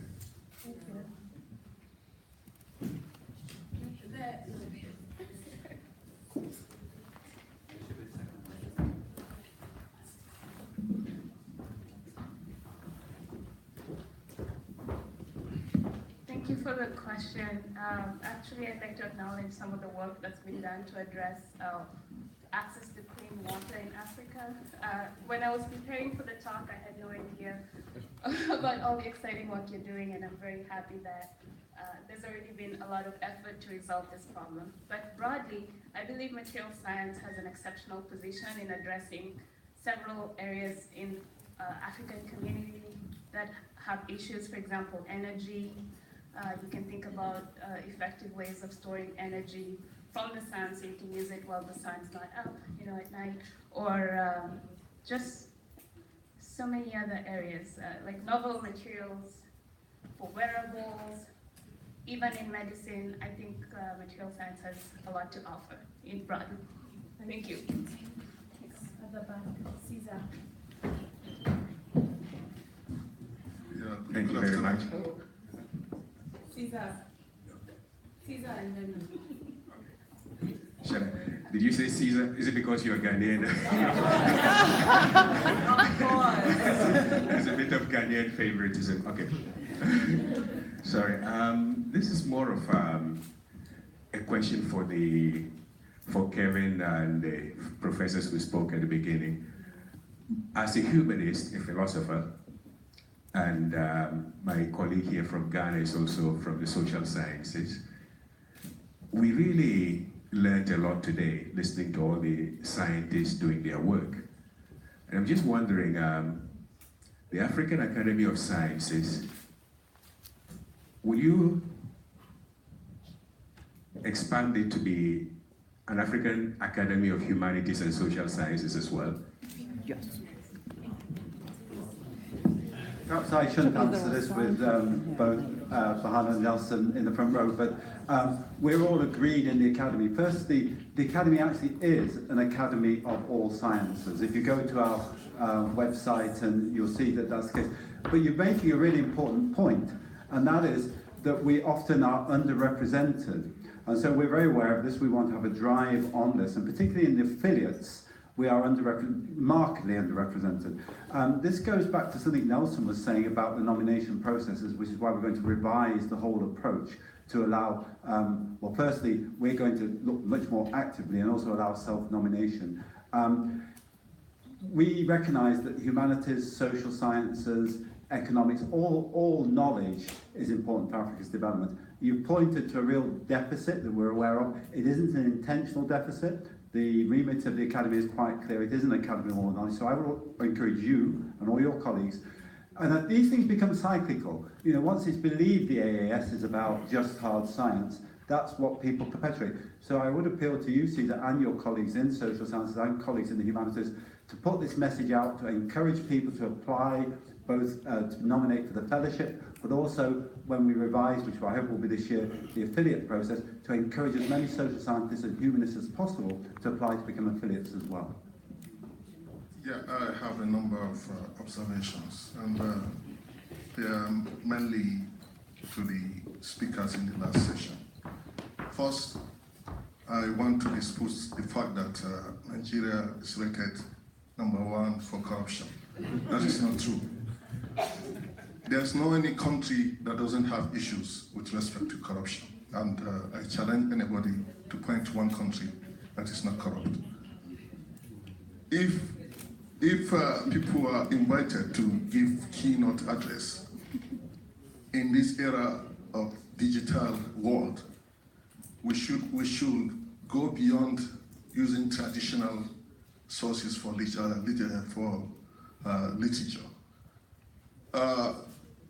We are talking about SDGs here, although the keynote address itself there's nothing to say SDGs.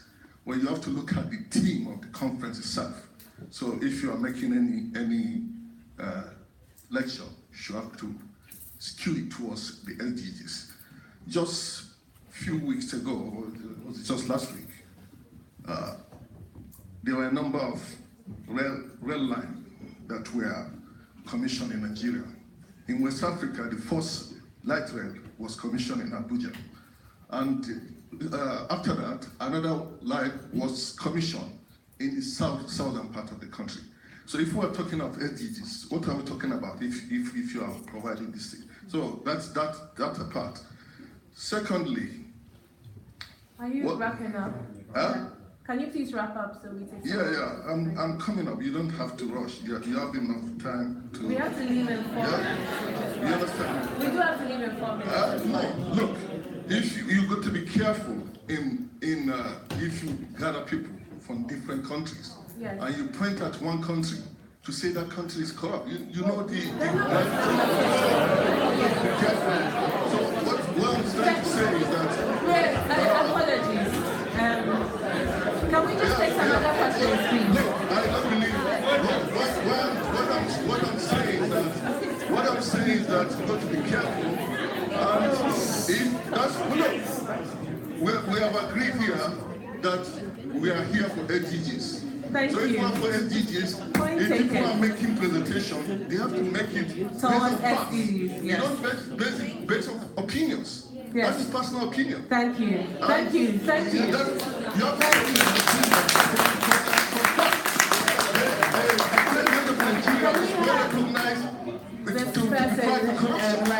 This could be recognized by everybody. Thank you. We definitely can have that conversation over lunch. Sir, please, the whole audience would like you to stop. Now, this is really inappropriate. What